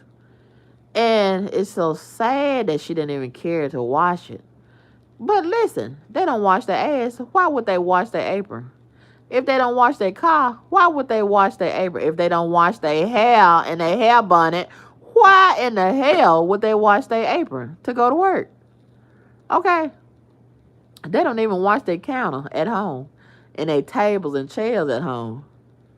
Why do you think they would take care to wash their apron for work? That don't make any sense, do it? Okay. Nasty. If you nasty, you're going to be committed to being nasty around the clock no matter where you go. Okay. You got to keep in mind, they don't even want to be there anyway. They just want the paycheck. That's it. That's all. And I told that customer service agent, she asked me, what did she look like? I said, all I can tell you, she had a wide back and a nasty apron. I said, I couldn't even focus on her face because I was paying such a more attention to that apron. And I was wondering in my head, why is that apron so nasty? I mean, it was very nasty. I couldn't believe that woman came to that window with that apron looking like that. I would have been ashamed to go to that window. But she had no shame. Because this is normal to her. This is her regular get down. Yeah. Woo! My God. She represent the company, okay? She represent her family. She represent the city. And she don't give a damn. And it shows. My God. And then yesterday, before we even got to this point, I had, oh, no, no, no. That was after. That was after. Yesterday evening, I called back to that store to speak to the manager, and she didn't want to hear nothing that I had to say. And then she got so upset and she was talking over me, kept on talking over me. And I said, ma'am, I gave you the respect and the courtesy while you was talking. I didn't interrupt you. I wish you would give me the same respect and courtesy. That was like cussing her out because they don't believe in this town of giving you courtesy and respect. They real hateful and low down and evil and ghetto as fuck. Forgive Lord for cussing.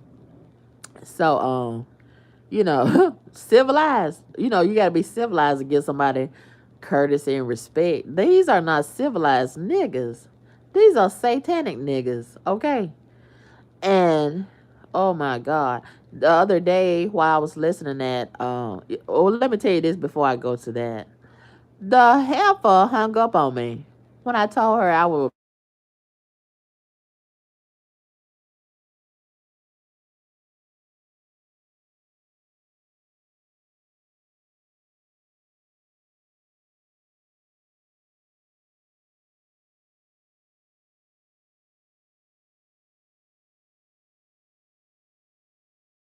memorial service for his daughter, Lisa Marie.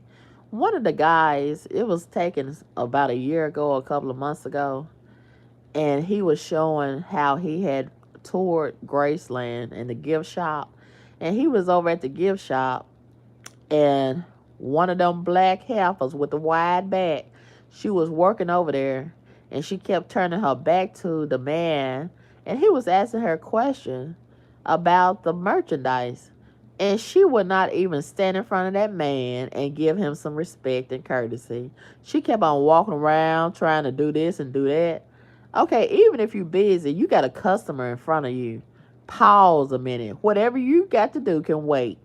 Okay, give this man some respect. He probably done came from out of town to come over there and tour your store. You wouldn't even have a job if it wasn't for them customers. Okay, show them some respect. Show Elvis some respect. Okay, show the family some respect. And he was asking her how much that guitar was. And she wouldn't even face the man, and she just said $350, and she kept on walking around. And I said, look at her. That's how they act all the time. That's how they act all the time. And I hope and pray that Priscilla or Lisa Marie, when she was alive, they saw that video, somebody saw it, and they fired the shit out of her as a result of her being so nasty with her attitude and disposition and not even caring and giving a fuck. Okay, you represent that family. And you in there with that old nasty ass attitude, forgive love because, and I mean, just that's how they operate and get down every day all over the city. And I'm so glad, as long as I have been here, I'm so glad that right there has not rubbed off on me. Now, every now and again, I feel a little touch of that spirit on me. Every now and again. And I had to pray it away. I do not want to be like these ghetto, garbage, nasty attitude having ass niggas. Oh, they have horrible attitudes. The ones that are authentically from here, born and raised, most of them have a horrible attitude and spirit. I don't know where they get that from, but it's very satanic. And they love to park their garbage ass in a restaurant or a retail store where they have to have customer service and be people. They not people. And oh my God, I just can't stand when I go to some of these fast food restaurants and they come to that speaker. I already know it's gonna be a horrible experience. And everything I asked for, we ain't got none. Because they fucking lazy. They fucking lazy, and they want to cook a certain amount of stuff, half cook it, and put it up under that heat lamp. They don't want to give you no fresh food. And see, that's why I have been going to Mississippi lately to eat at some of them restaurants. And I couldn't believe recently when I went over there to Slam Chickens. That food was so hot and fresh, and before we even got the food, we had all that wonderful customer service at that speaker. I'm not used to that. And it's a shame that I'm not used to that. I'm used to, may I help you? A woman sounding like a fucking man at the speaker. Hard and hateful. That's what I'm used to. And I shouldn't be used to that. Oh. And when I went over there for the first time, Slim Chickens, oh, that clean is clean on the outside. I'm not used to that. Most of these restaurants, my God, they got all that trash over here in Afghanistan, Junior. They got all that trash all over the premises. The windows are so nasty. You can smell the sewage and the garbage in the drive-thru. Oh, my God. Representation matters. And when I went over there to Mississippi to Slim Chickens, that's the first thing I noticed, how clean it was. And I was impressed. It was very impressive. And then when the board, you could see the board, it was lit up. Most of these boards, the menu board in these drive-thrus over here in Afghanistan, Junior, you can't even hardly see the board. The board is so blurry and nasty and half lit. And some of them be all cracked and busted. And when I went over there to Slim Chickens in Mississippi, the first time the other day, last week, that board was lit up. I could see everything real clear on that menu. And that was so impressive to me. And when the girl came on the speaker, hello, welcome to Slim Chickens. How may I help you today? Oh my God, I was so excited. I was so excited. And I felt so welcome. You're supposed to make people feel welcome when they pull up to your speaker of your restaurant. Don't make them regret coming. And most of them over here in Afghanistan, Junior, they make you regret it. They make you regret it. Yeah.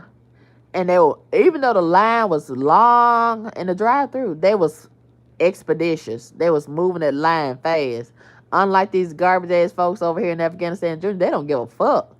They don't give a fuck how long you sit in that line. Yeah, forgive me, Lord, for cussing. And if you're going to do to people like that and subject them to a long wait, I have sat in the line, no lie, a whole hour at Popeyes. A whole hour and some change. And then they wouldn't even give you a complimentary drink, a complimentary apple pie. If you're going to do people like that, at least give them a coupon for free this or free that next time they come. Or give them a discount on their order. They don't give a fuck. And you can't even get out the line. You trapped. You can't even get out the line because the way that the drive-thru is made. Forgive me, Lord, because you just trapped. It don't even matter if you're on your lunch break. If you got somewhere else to go, you cannot get out of that line. You just going to have to sit there like you're sitting in traffic for a whole hour.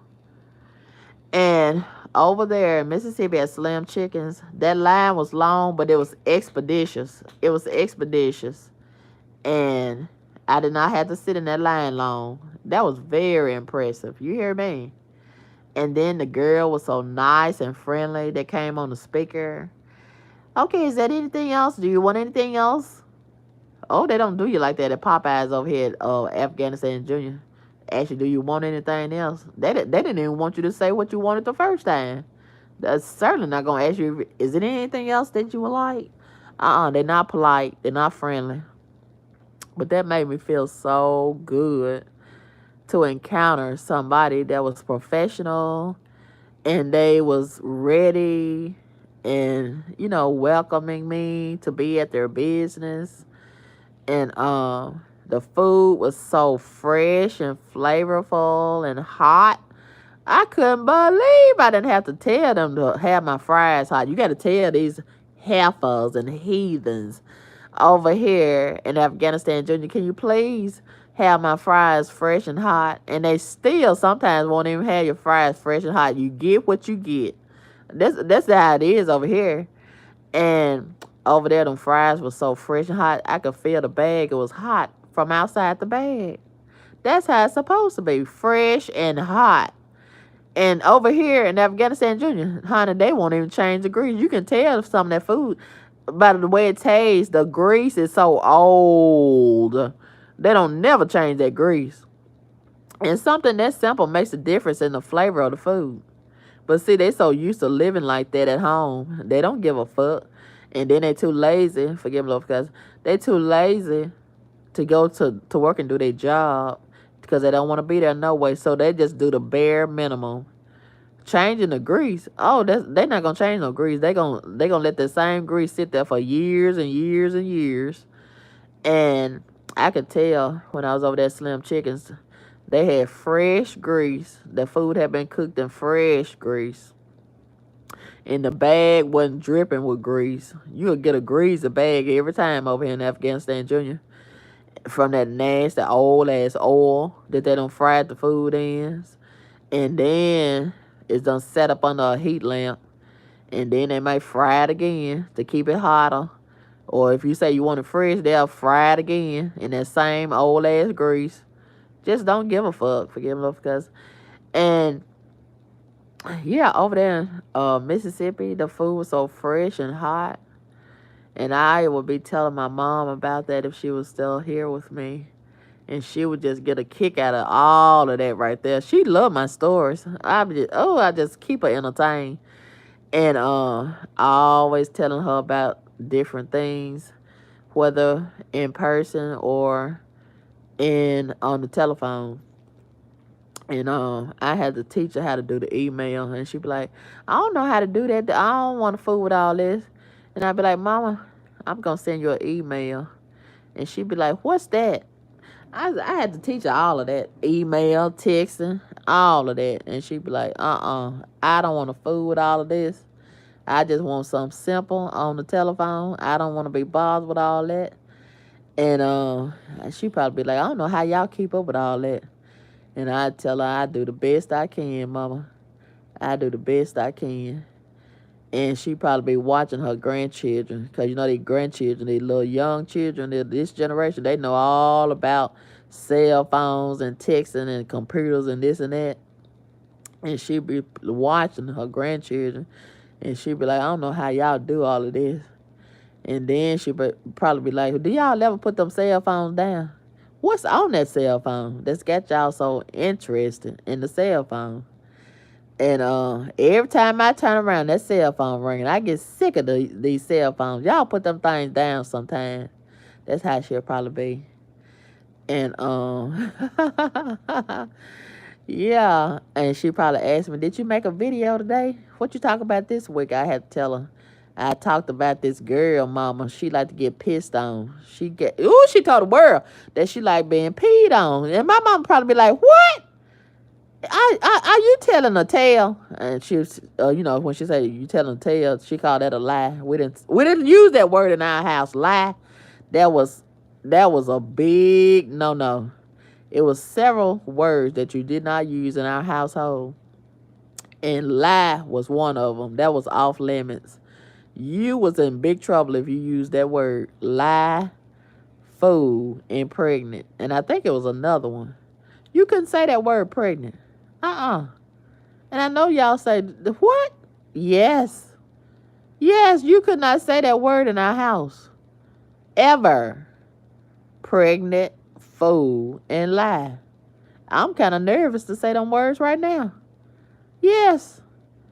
You couldn't say those words in our house. No, absolutely not. And she'd be like, you telling a tale. That was like, you telling a lie. But I'd be like, Mama, I'm not telling a tale. That girl, and I had to pull up the video because my mama probably think I'm telling a tale. She probably think I'm making it all up. And I say, wait a minute, Mom, I got to bring up the video and show you. I got to let you hear this because I didn't believe it myself. And I had to show my mama and let her hear it for herself.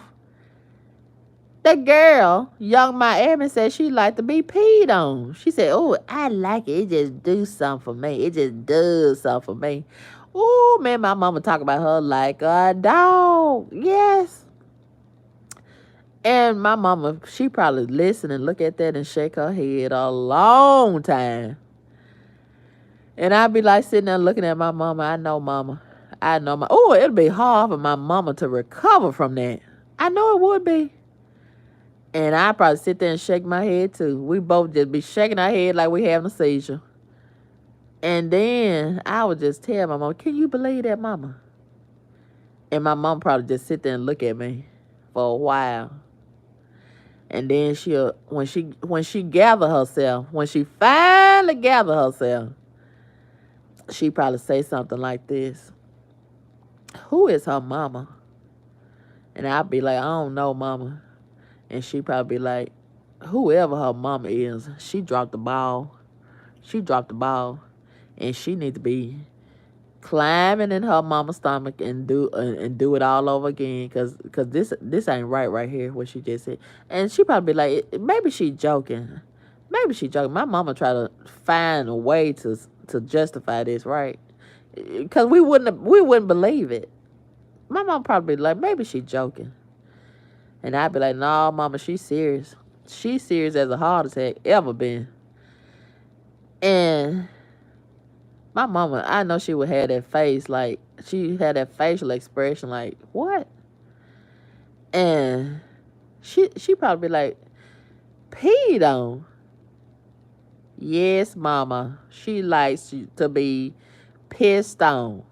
Piss. Piss.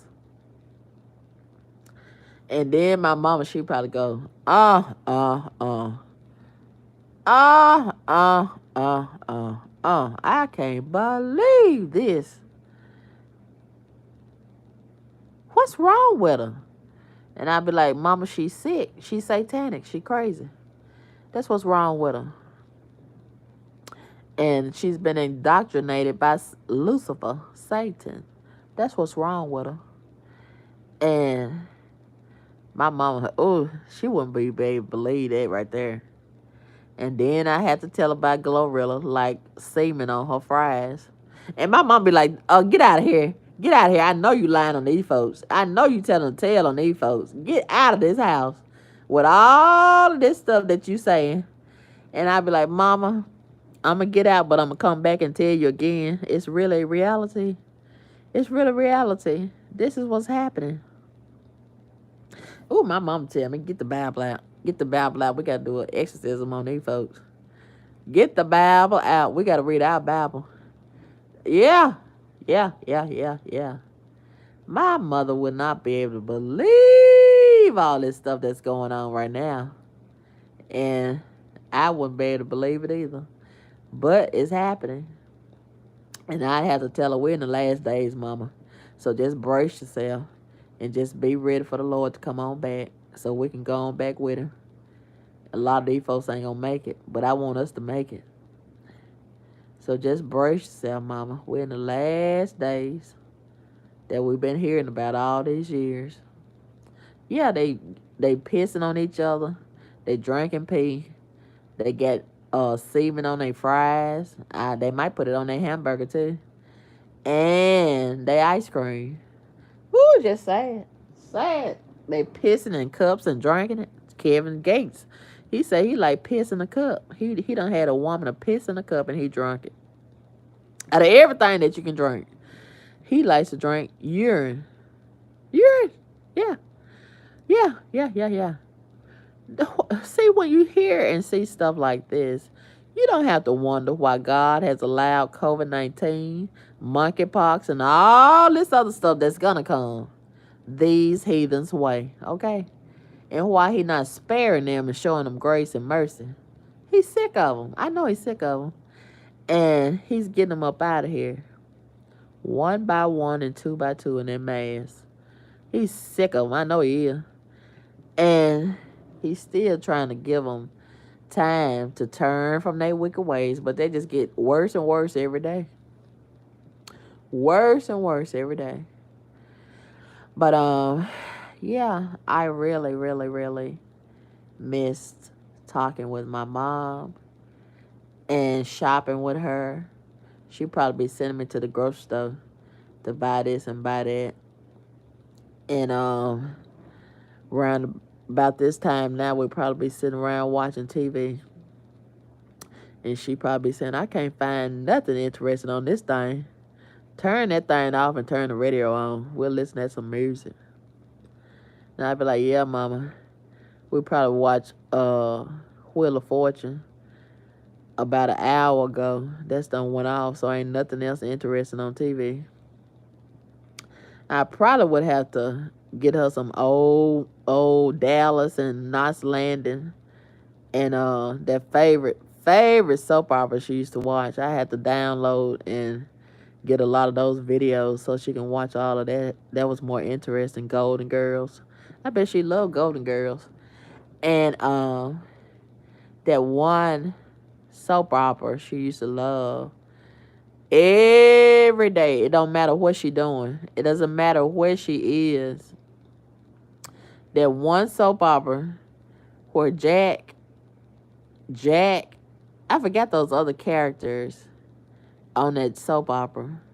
And I can't believe I don't forget the name of the soap opera. But it was on CBS. Oh my God, it was her favorite soap opera. I can't believe I forgot the name of it.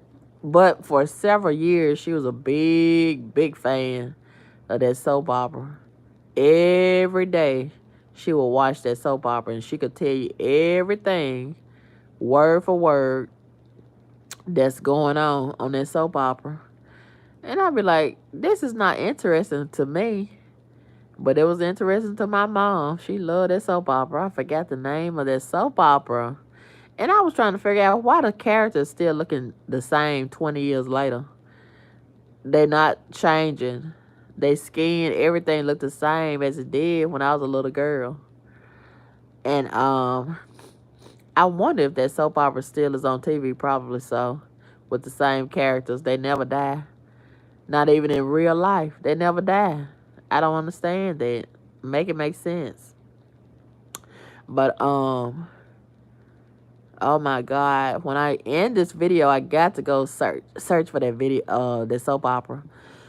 Because I cannot remember the name of it, and it's bothering me that I can't remember the name of that soap opera. But my mother, she loved that soap opera right there. And it used to come on every day, every morning at 11 o'clock. And my mother, she would clean her schedule off so she could watch the whole thing every day. At that time, every day, Monday through Friday, every day.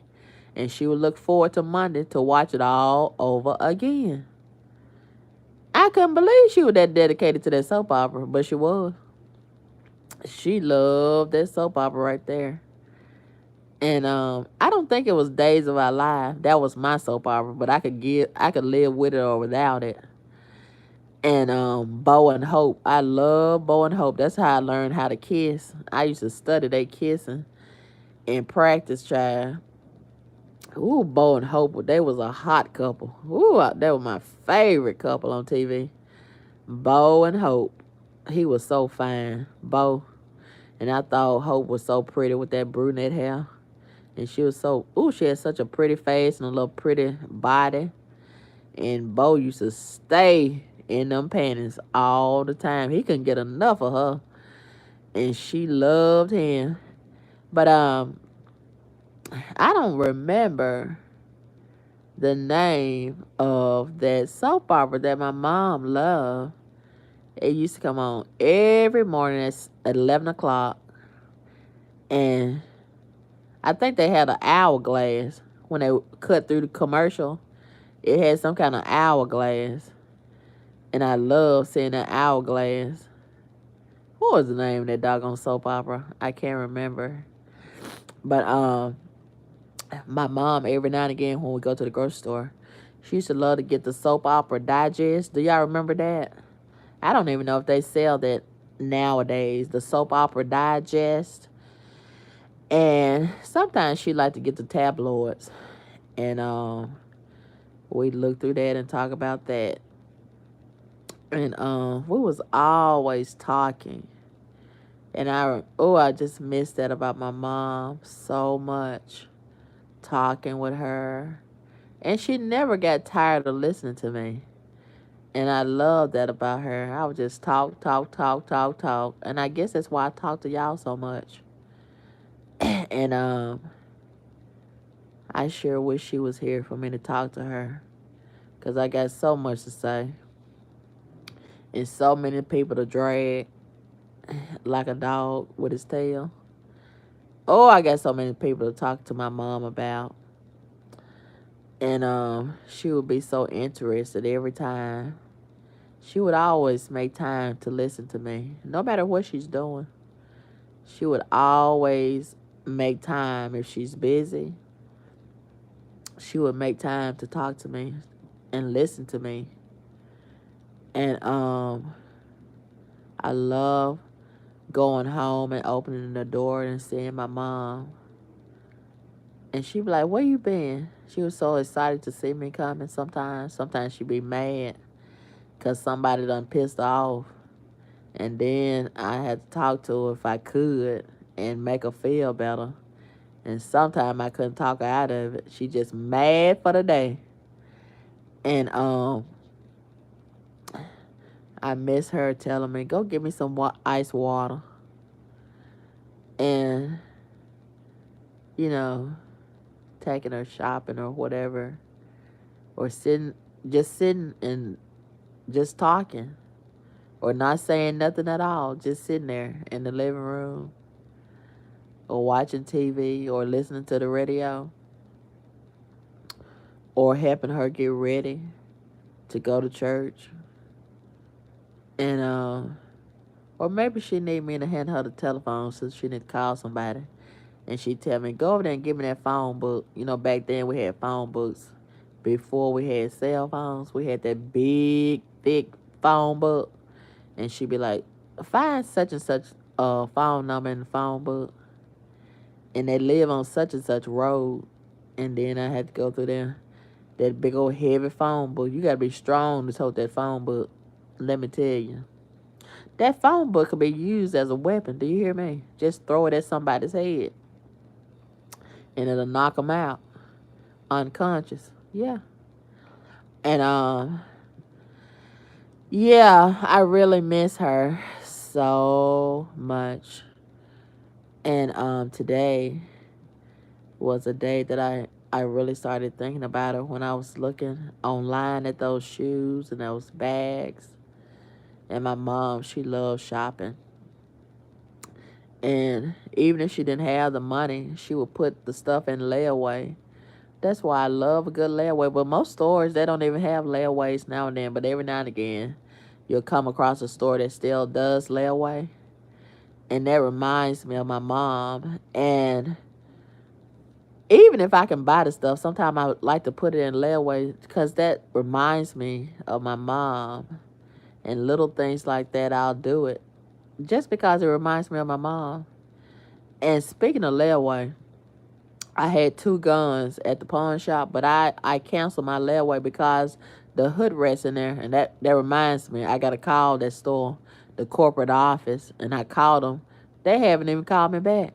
I got to call them tomorrow.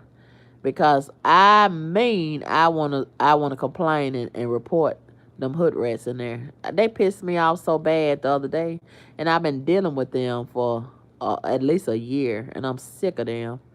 And I said, you know what? I got a problem with this, so it means that much to me. I'm not gonna keep on coming in here spending my money and getting all this disrespect and all this hood rat atmosphere. I just canceled my order, and I had not my order, but my transaction. And I had 2 payments left over, and I lost $300 because I canceled that layaway. Yeah, they took all that money back that I had paid. Over $300. I owed 2 more payments, 80-some dollars. But that man that broke down, he built like a bag of garbage. Ugly ass. He made me so fucking mad. Forgive me, love for cussing. And them other hood rats, especially the one with them afro puffers, her messy self, and that Mexican girl.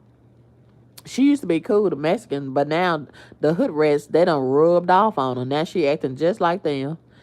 And they stay on bullshit every time I go in there. And a lot of times I'll go in there, it's somebody different. It's a different set of hood rats, and that lets me know when you see a high turnover in a business, it's a bunch of mess going on. It's a bunch of demons in that place, and they got to keep on swapping them out, or they might quit. They might be quitting. I don't know, but they pissed me off so bad, and it started at the door, and I don't speak to a lot of people. If I get some bad energy off of you, I might not even feel like speaking. Okay? And when I go over to that pawn shop in that bad neighborhood, I already have programmed myself to go in and out, get in and out. I'm not finna stand around lollygagging and, small talking and all of that, because that's a dangerous environment and it's not the place to be lollygagging, okay? I'm not going over there bullshitting around because it's very dangerous.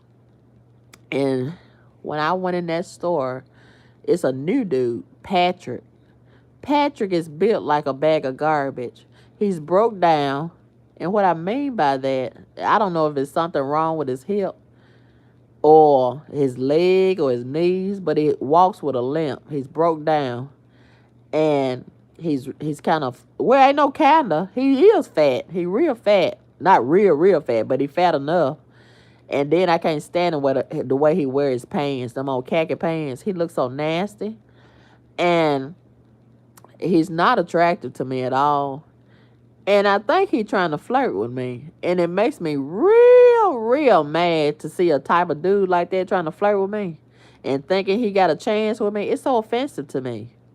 It's very offensive to me. I know some women just desperate. They love for any kind of man to show them some attention and flirt with them and smile and smirk and all that kind of stuff. But I don't play that when it comes down to an unqualified dude. Please don't do me like that. So when I came through the door, there go Patrick giving me that look and trying to flirt. And he was standing over there. And I can't stand when I go in there, they turn on all that loud ass music. That's very unprofessional. But I guess based on the type of audience, the type of people that come in there, they trying to cater to them ghetto folks. And whatever. So I can't even hear the people when I go up to the counter because of loud ass ghetto ass music. It's very annoying. And then it's a distracting thing too. So he was over there messing around with them radios right there by the door when I came in, and he gonna give me that look, and I just rolled my eyes and kept on walking, and I had to stand there right before the counter so somebody could call me to the counter, and then he gonna rush his broke down ass over there so he can be the one to do my transaction. So I could tell he kind of cut his eyes at me when he came around me. And like, I already knew he was letting me know, oh yeah, I'm going to try to block you. Whatever you try to do in here, since you didn't speak to me and flirt back, I'm gonna make it hard on you. That's how niggas do you. That's how niggas do you. They try to block and hinder and compromise things when you don't cooperate with them. And I'm going to tell you another thing I have learned about these niggas in this town. They don't like when a black person come around acting all civilized, and they call that stuck up and sedity. And you talking proper, you ain't talking ghetto. You gonna stand out. In this town, you gonna stand out. And they gonna be very offended by you coming around acting civilized. You got on clean clothes and a clean wig, and it's a natural color wig. You ain't got on them long fingernails. You are a threat. Yes. So they gonna treat you real bad in a lot of these neighborhoods. When you go into some of these stores and you go in there acting civilized and you got on clean clothes and things, and you talking hello, good morning, all that, They don't say good morning and hello and how you doing. They don't do you like that. They niggas. They garbage ass niggas. They don't speak and be friendly. No. So you gonna get some bad attitudes if you go around these niggas with all that hello, how are you today? No. So Patrick, he already had gave me some energy like he was gonna be a problem. And he was a problem. So Patrick, he tried his best to hold me up in that store with a whole lot of foolishness and looking all in that computer like he couldn't find my information and all that kind of stuff. See, he was stalling, trying to aggravate me because he was already pissed off because I didn't speak to him and flirt back from the door. And I don't apologize. Hell no. I didn't speak to your garbage ass, and I didn't flirt with you because you're not my fucking type. Forgive me, Lord, for cussing. And you ain't gonna never be my type. And, ooh. So, he was really trying to aggravate me, and I could tell he was. And then, after so many minutes, I said, let me get my cell phone out and go live. Because this needs to be documented. Why is he taking so long? Why is he taking so long? And he's obviously trying to aggravate me. So then, he started talking some mess about, it was like a survey. It was like, have you ever been in the military? And I was like, been in the military? I said, no, I haven't. He said, have your husband ever been in the military? I said, what is this all about? I said, I've never had to do a survey when I come in this store. And I asked him, I said, is this something new? Or is this something that you doing personally at your own discretion? And he didn't really want to answer me because he was bullshitting me around. And I was trying not to get upset because I can go from 1 to 100 real fast when I get upset and I can't control. When I get real pissed off, I can't control it. And that's what they want. That's what these niggas be wanting you to do. They want you to get out of your character. They want to provoke you to get upset. And they can play the victim. And they can put you in a compromising position to either get shot and killed or call the police on you and act like you are the problem. Yeah. And they play these type of satanic games all over this city. They do it all the time. And I have to make myself calm down and be aware of the play that's getting played. Yeah, they running the play on you. And they're trying to set you up for failure. So, them other hood rats start gathering around and giving him some support and staring and giving me some intimidating looks. And I think another thing, what they don't like about me, and I'm probably the only one because I don't never see too many people wearing a mask, and I go in there wearing my mask, and I don't think they like me to wear that mask, but they can't tell me to take it off. So they just stare at me. But you know, when we first started having this mandate for the mask, a lot of people didn't want to wear their mask, and they used to really try to shame a lot of people for wearing the mask and try to talk you out of the mask. And I'm not going to take this mask off. I'm not, and you know, that's just the way it is. If you're offended by me wearing a mask, I'm offended by you not wearing a mask. Okay, you're offended by me wearing a mask, but you ain't offended by being stinking. I'm offended by you being stinking. I'm offended by you looking stinking. I'm offended by you smoking dope. I'm offended by you having this whole store smelling like dope. Okay, it's a lot of things that I'm offended by you about, but I try to give you a level of respect and go on about my business. Okay, but so it was a whole lot of crap going on, and it really pissed me off. And so I said that night, I don't have to take this. And I'm willing to sacrifice losing all that money that I done paid on those 2 guns. I'm not going to do business with them anymore. I'm the one that's got the problem. I can't stand this hood rat behavior in this atmosphere. So I'm going to be the one to solve this problem. I'm going to go over there in the morning and I'm going to cancel all my layaways and get all my stuff out of there that I do have. I think I got one thing in the pond. And I'm not going to go back over there anymore. I'm done with this. I'm wiping my hands of this. You know, this is hood rat territory. I'm not a hood rat. Okay, I'm not gonna subject myself to this anymore. And it says I gotta pray for strength. I gotta pray that ain't no a lot of heathens over there when I go there. I gotta pray that the store ain't stinking when I go in there. I shouldn't have to pray those kind of prayers before I even go in that store and get on that parking lot. But I have conditioned myself to pray those kind of prayers. Yes. And then I had to go early in the morning. But it don't really help. Because the hood rats be right there standing in line outside that door. They love that pawn shop. They love it. And I think some of them go in there stealing. And they love that gun section. They fascinated with guns for the obvious reasons. And I can't stand that atmosphere. I can't stand it. And I said, you know what? I'm going to lose $300, but God going to give it back to me 300 times. That's the way I'm looking at it. And I want him to deal with Patrick, big, fat, funky ass 300 times. Make something horrible happen to him 300 different ways. And, you know, I said I can go over to Mississippi. They have several different gun shops over there. And the type of guns that I put in Leadway, I didn't really like them no way.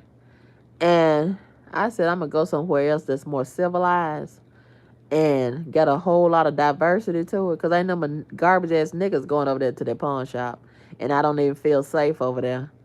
And I can't even look at the guns in peace. Because you got niggas breathing all over your back. And all on the side of you. And thinking about robbing you while you standing there looking at the fucking guns. Got terrible thoughts going through their head. And plotting on you. And I said, I need to go somewhere else where it's more civilized. And the employees are more professional and patient. And that's what I'm going to do. So I'm going to charge that $300 to the game and go on about my business. Okay, I'm not going to be stressing about that $300 because God done gave me $300 so many times before. And he going to give me $300 so many more times again. Okay. That's why I'm going to look at that. And I'm going to go on about my business. Yeah. And free myself of that garbage environment and them garbage ass niggas. And I'm just not going to let nobody steal my peace and nothing steal my peace in 2023. That was stealing my peace. That pawn shop, they was stealing my... It wasn't a pawn shop. It was them niggas in the pawn shop. They was stealing my peace. Yeah, they were compromising my joy. And, you know, I feel better. I feel better. So if it costs me $300 to get my peace and free myself of that atmosphere, so be it. So be it. Yeah, and that's the attitude I'm going to have all 2023. I'm not dealing with these garbage ass niggas in this town in 2023. Or on this internet, for that matter. And, ooh, them garbage ass trolls, who is probably niggas, compromised niggas, they keep on trying to get my attention with these fake emails, sending me all that trash and trolling in the comment section. And I've been doing a good job ignoring that garbage, nobody, non-essential, ugly ass. And it feels so good not to give them no kind of attention and not be bothered with that satanic energy. It feels so good. Ooh, that's growth. Because I used to give them some attention. And it used to give them satisfaction for me to cuss and get outside of my character. But see, that lets me know I'm growing. And God is in control. And he might take them garbage ass trolls up out of here. And I pray that he does. And get them up out of my way. Yeah. And let me walk in the path that he has set for me. With no distractions. And no limitations. Yeah. But my mom, even as it relates to that, oh my God, I had no idea that I was going to be on this live this long. And it's almost 15 minutes to 8 o'clock. And I had my I had my alarm set to 8 o'clock. I was gonna get up and fix my food. I'm eating spaghetti tonight and garlic bread and fried chicken in the air fryer and my watermelon lemonade. Yes.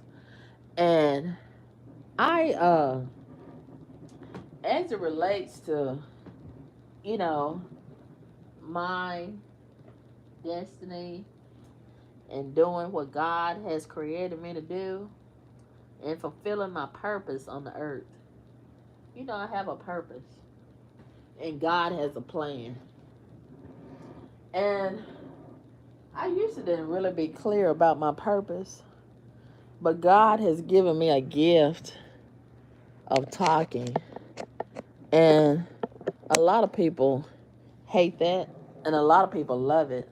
And I'm so glad that God elevated me to the place where I don't care about the people who don't appreciate it and don't like it.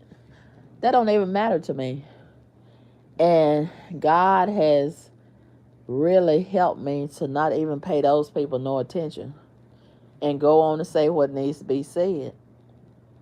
And when I was younger, I really had a fascination for hair, doing hair, and I could do my hair just like a professional person. I had that kind of skill. And my mom, she used to love to watch me do my hair, just like I used to watch her do her hair and do her makeup and do this and do that. We was both kind of fascinated with watching each other, and we were so impressed with each other. And my mom, she used to tell me all the time, "Oh, honey, you real good with your hair. Why don't you go into that and go to school for that and start your own business doing hair?" And I know that's easy. I could do that. I could do that. That's so easy, and I could make a lot of money. But the reason why I don't want to do it, and I had told my mom I would consider it. But in the back of my mind, I didn't want to do that, even back then, and I still don't want to do it, even though it's easy and I could excel in that area, right? And I could have lots of clientele. I could have lots of money and blah, blah, blah, blah, blah. But the thing about it, why I don't want to do it, is because that's not my passion. I like doing it, but I'm not passionate about it. And, so much has changed since back then and now. And so many people are so picky. And a lot of women don't even appreciate nice hairstyles. They wear them ugly ass, tacky ass 30-inch braids down to their ass and them ugly ass lace fronts.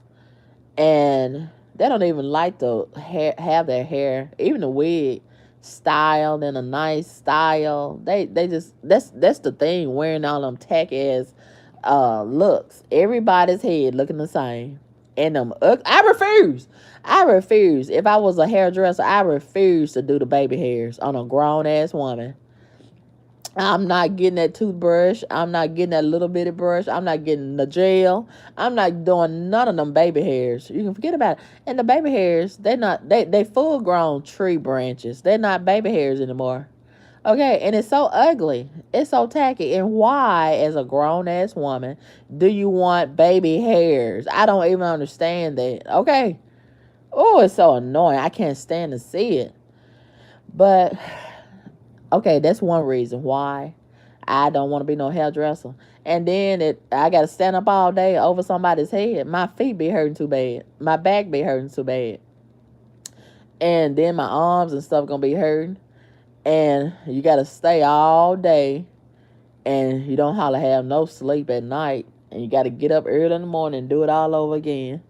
And my feet will be hurting so bad. That's another reason. And my back. And then number three, some people so cheap. We've heard so many times how some of these heifers, they don't want to pay and they'll run away when you do their hair. I would have to put a bullet in the back, and I don't want to have to do that because.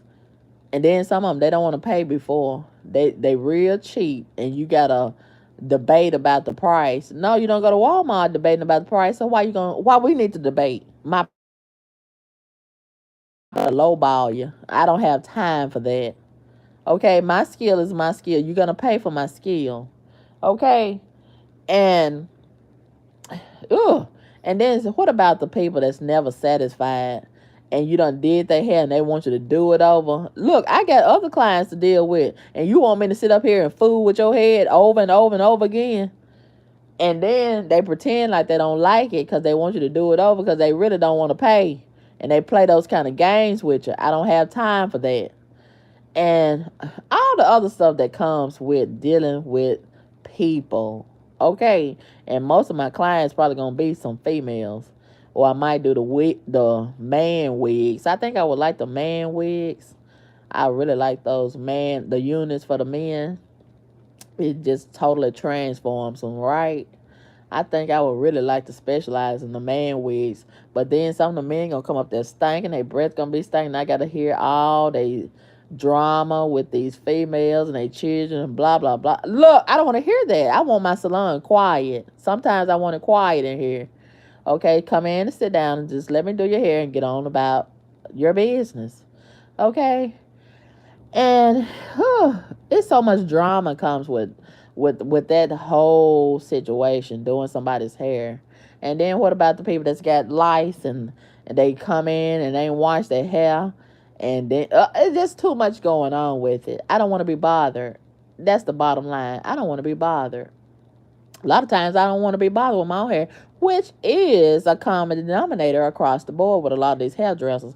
How you gonna be a hairdresser and your own hair needs to be done? Yeah, I see a lot of that. And I don't trust no hairdresser if their own hair looks a mess. Okay, I don't trust them. And it's a bad look. It's a bad look. If you doing somebody else's hair and your hair is a hot mess, that's a horrible representation of a hairdresser. But we got a lot of that going on, right? And that's just like going to a personal trainer and they out of shape. Okay. You go into a mechanic and he riding a broke down hoopty. His car's raggedy. Okay. I could go on and on and on. Okay. So, yeah, my mom, she was aspiring for me to become a hairdresser. And I wanted to make my mom happy and do what she wanted me to do. But at the same time, I want to do something that's fulfilling for me. I don't think I would have been fulfilled. I would have been aggravated. I wouldn't have been fulfilled. I would have been coming home grouchy every day. And all money ain't good money. Okay. I want to do something that brings me joy. Something that don't even feel like work. And I'm excited to get up and do it. I'm excited. I'm staying extra hours when it's time to stop it. And I'm just excited about it. And this thing with blogging, podcasting, talk show host, whatever you want to call it, this is something that I enjoy and I'm semi passionate about it. Semi, but not totally 100% locked in with it. And it shows. A lot of times I can just be dragging with it, and I don't even care about other people's opinions and getting their feedback. That's one of the reasons, aside from locking out the trolls, why I have that comment section locked the fuck down. Forgive me, Lord, for cussing. Because I don't want to be bothered. Some people, they just want to challenge your opinion. They want to challenge everything you say. Okay, I don't have time for all of that. And they don't want to respect your opinion. And they feel like their opinion is the only one that matters. They so right, you so wrong. And they try to talk you out of your outlook on different topics. You're not going to win when you try to do me like that. Okay? I'm going to stand firm on what I said. And you're not going to change my mind. Okay? Especially if you're coming at me as a troll. I'm not going to respect anything that you got to say. I don't care what you got to say. You don't even exist in my mind. Okay? And but I do have an interest in it. And But see, the drawback, there is a drawback to it. What makes me less likely to try to really pursue it head on 100% and just be locked into it as a full time job until I get my own app. I'm not really interested in being locked in 100% and having phone lines where my audience can call and do the whole shebang because it's too many games getting played on these social media platforms, and they stealing money. They trying to block people from making money, and you got a whole lot of the so-called bigger content creators, influencers, YouTubers who try to sabotage other people's platform with the bullshit that they do because they jealous and they want to be the head blogger, the head YouTuber, the head content creator, the head influencer, and they want everybody to come to it. Ain't nobody but the niggas, the other people, white people, Chinese, Mexican, Indian, all of them, they only care and be interested and focused on what their platform is doing. They don't be over there looking and seeing what some other content creator is doing. Oh, let me expose them so I can knock them down and I can stay up and I can be the biggest YouTuber. Like a lot of these niggas mentality is. It's sickening. And then you got all them stupid ass niggas in the comment section supporting that type of behavior. Yeah, it's just sick. And they be the same ones. We need to support each other. We need to build each other up instead of tearing each other down. And that's the main thing that these niggas do on these social media platforms is tear another black person down. But they don't look it like that. It's okay when I do it. But how does it go? How does it go? It's oh yeah, it's all right when they do it, but it's a problem when I do it. Fuck them. Yeah, yeah, that right there. They feel like they can do it, but if I do the same thing, Karma Kaboom, if I do the same thing that one of these other so-called bigger YouTubers do, I get criticized for it. But then y'all will praise one of them other YouTubers. Yeah, who do the same thing. We can do the same thing. We can have the same talking points. But y'all are praise and cash app them garbage ass YouTubers, them niggas who very messy and keep a lot of mess going, and they not even attractive. Okay, and they got to show their titties in order to keep somebody's attention and get somebody's attention and to maintain somebody's attention. I don't have to show my titties. I don't have to twerk. But they got to do the most because they don't really have no substance, no relevance, no content for real.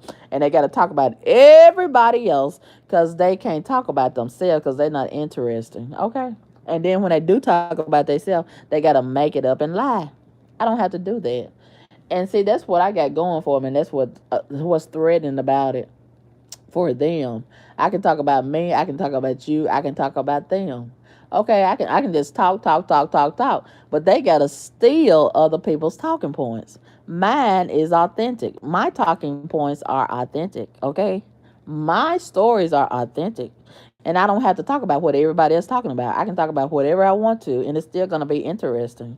And that's why they have to work so hard watching behind the scenes those that's responsible for suppressing my numbers and other people's numbers. That's why they can't go to sleep. They probably got bags under their eyes. They got to drink coffee all day and all night because they stay watching my platform and other people's platform who is presenting a threat because we really have talent.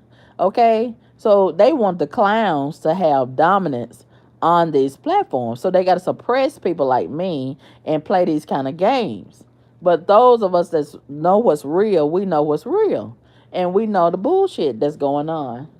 And, what God has for me is for me. But that is one of the reasons why I really am not pursuing it full throttle right now. And maybe I will, maybe I won't. Or maybe I'll just venture off and do something else that brings me joy and money at the same time. I have a whole lot of creativity inside of me. God poured that into me before I was even born in my mother's womb, okay? And I have so many talents. and so many hats that I wear on my head. And that's why I stay on the move, jumping from job to job, because my spirit is unfulfilled. Because I realize I have a true purpose and I'm not created to work on these jobs. I do it and it gives me satisfaction as far as getting a paycheck. But as it relates to my purpose, I'm not walking in my purpose. And I know that I'm not. And I'm not going to be satisfied until I do. Yes. And as I grow older, I understand it's more important to walk in my purpose than just maintain a job. That's why lately I'm so aggravated and I'm so annoyed, and I can feel it in my spirit. I'm not satisfied just working on these jobs. It's time to move on. It's time to make a change. My spirit is being agitated, okay? And I'm not going to be satisfied until I truly walk in my purpose, the purpose that God has called for me. God is calling me, and I cannot ignore his voice. He's calling me, and his voice is a voice of thunder. And I cannot pretend like I don't hear his voice. He is calling me to move into my purpose. And it's bothering me that I'm not doing it and I'm just sitting on these jobs. I have a purpose to fulfill in this earth, and I'm on a time limit. I hear the clock ticking. I'm not even going to pretend like I don't. I hear it. I hear it. And my legs is so anxious. I need to be on the move. Yeah. And nothing can stand in my way. Nothing can stop God's purpose for my life. Not the lies, not the rumors, not even the truth. Yeah. And I'm so glad that God has strengthened me in that assurance. And I'm very clear about my purpose. I'm very clear and I'm very unapologetic about it. And I don't need anybody's permission other than God to move. Yeah. Some people get tired of moving. I don't get tired of moving because I know I got somewhere to go. I know I got somewhere to go. And I got something to do. Yeah. So anyway, thank y'all so much for tuning in. And I'm so glad that God chose my mother. And I chose my mother. And she was the docking station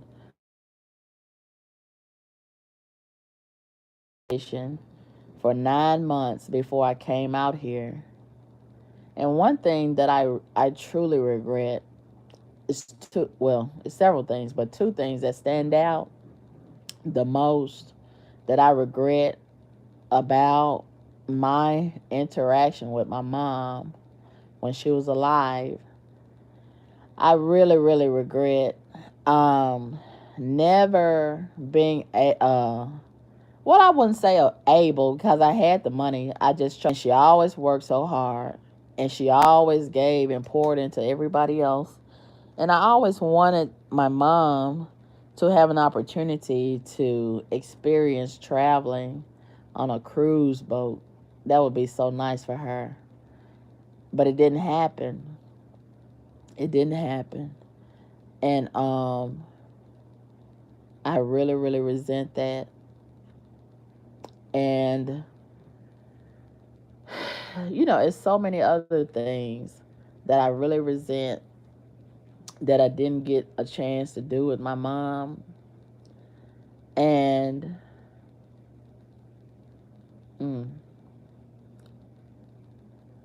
one of those things that has really stayed with me for so long is not being there with her and holding her hand, or at least being near her when she took her last breath and transitioned out of this world.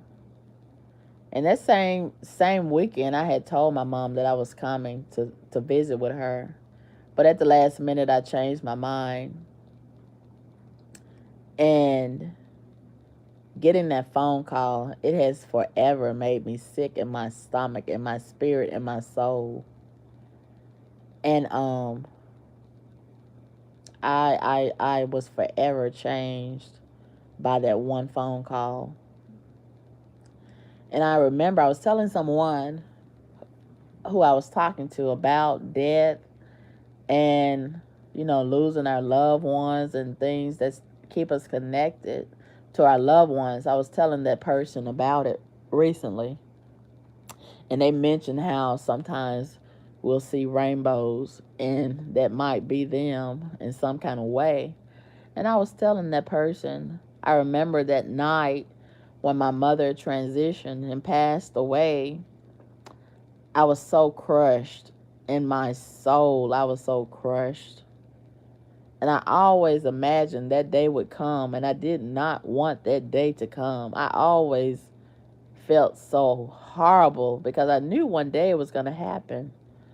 And I had always said to my younger self, I cannot live in this world without my mom. And I had made a pact with myself, when my mother leaves, I got to go too. And I had really prepared to just kill myself. And that's another thing that I really resent, causing my mother to cry when I tried to commit suicide when I was 19. I really feel like I made my mom feel like a failure. I think she felt like she had failed me as my mom.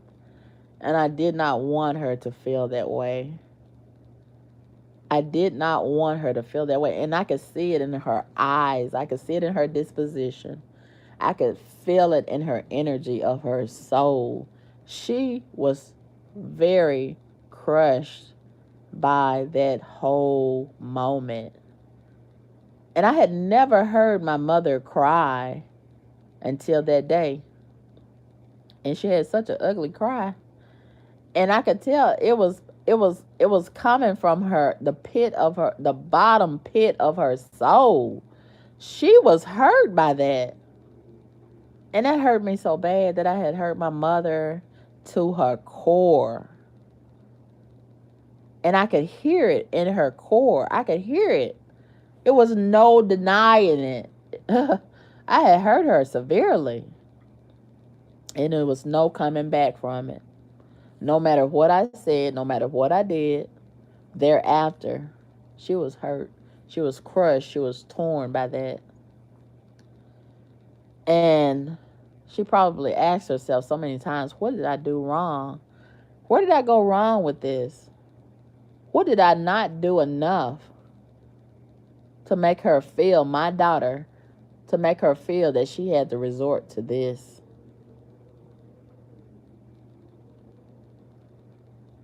That hurt me so much, to know that I had taken my mother to that place and she was probably having so many sleepless nights thereafter, especially that night while I was in that hospital room and everything was out of her hands.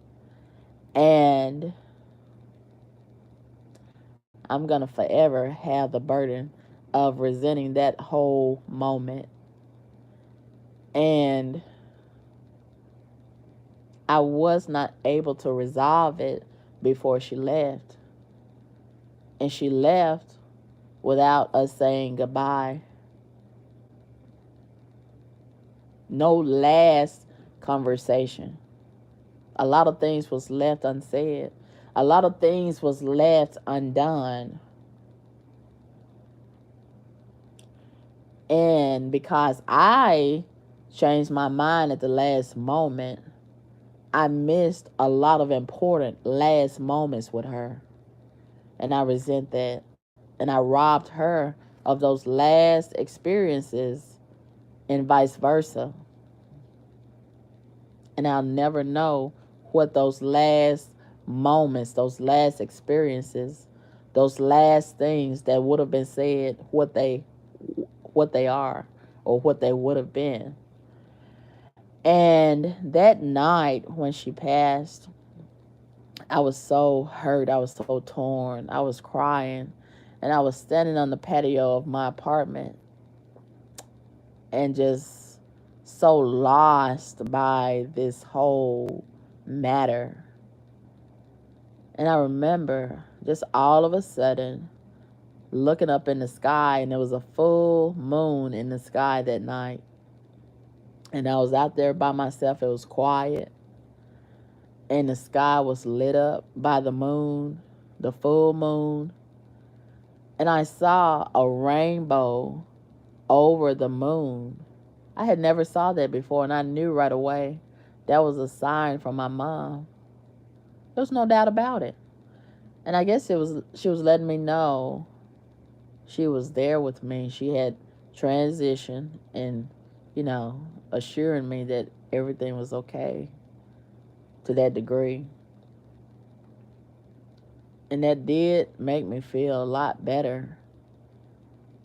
But I was still not okay without being, with being in the world without my mom. I would never be with my mom in this world ever again. And let me tell you something. Nobody will ever love you like your mom. Nobody will never care for you like your mother. My mom would give me her last. My mother would sacrifice so much to see me happy, to see me being okay. Nobody else would do that for my mother. My ex-husband, he came close. But it's only one mom. You don't get another mom. And when you have a mom, and I know some people have a shitty mom, they can't relate to these type of experiences. But when you really have a great mom like I have, you understand what I'm talking about. You understand where I'm coming from. And we only get one. And when she's gone, that's it. That's all. All you have is locked in memories. You don't get another kiss. You don't get another hug. You don't get another telephone call. You don't get another visit. You don't get to shop for them. You don't get to shop with them. No more holidays. No more cakes. No more pies. No more cookies. None of it is gone.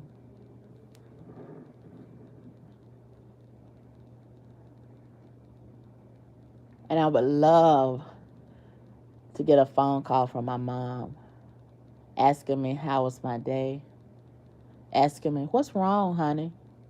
Because she could always see the wrong in my eyes and my voice and my disposition. I would try to hide it a lot of times, but my mom, she always could see that something was wrong.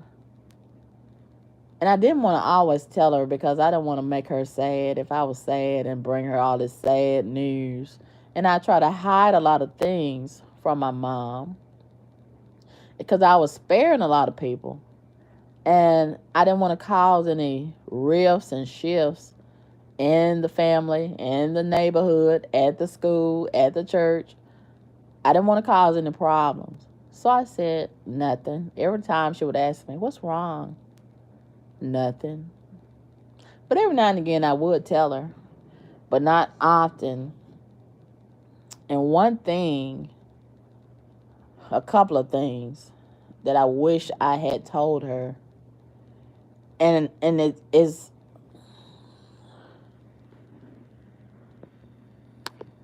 it's really got a lot to do with why I grew up being promiscuous and developing a lot of the sexual deviances that I had. And my mom, she didn't understand it. She didn't support it. And she threatened to beat it out of me. And, I would like to tell her if she was still alive.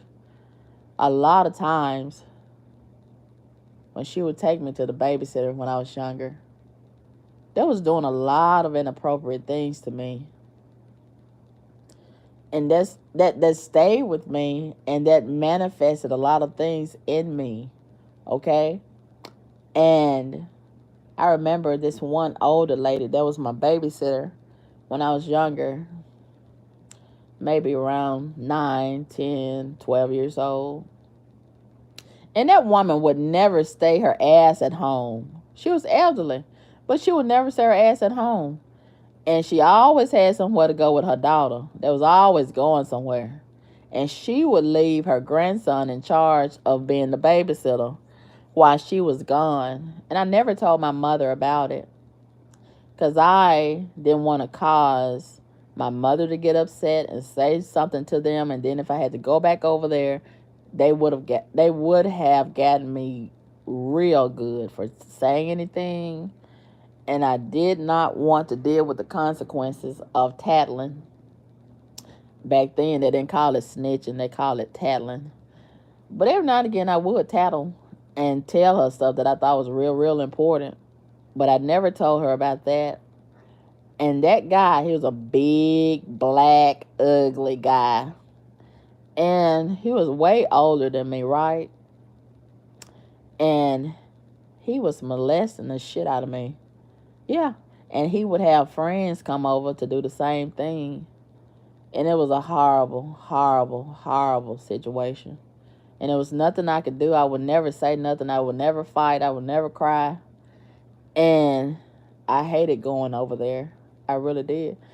And I didn't want to tell my mom because she liked that woman, the real babysitter. She liked her. And I didn't want to break up their friendship. I didn't want to cause no problems.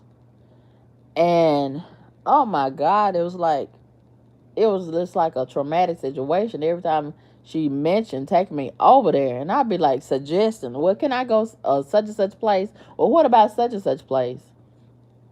And it would never really work. Sometimes it would. Sometimes she'd listen and take me somewhere else. And a lot of times I'd have to go over there. And a few years ago, I saw that guy on Facebook for the first time since I was a little girl.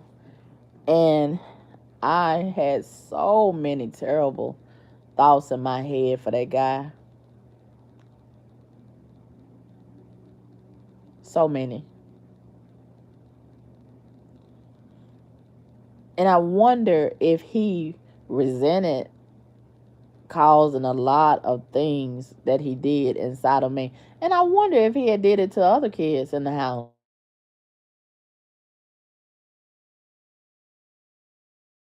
The kids.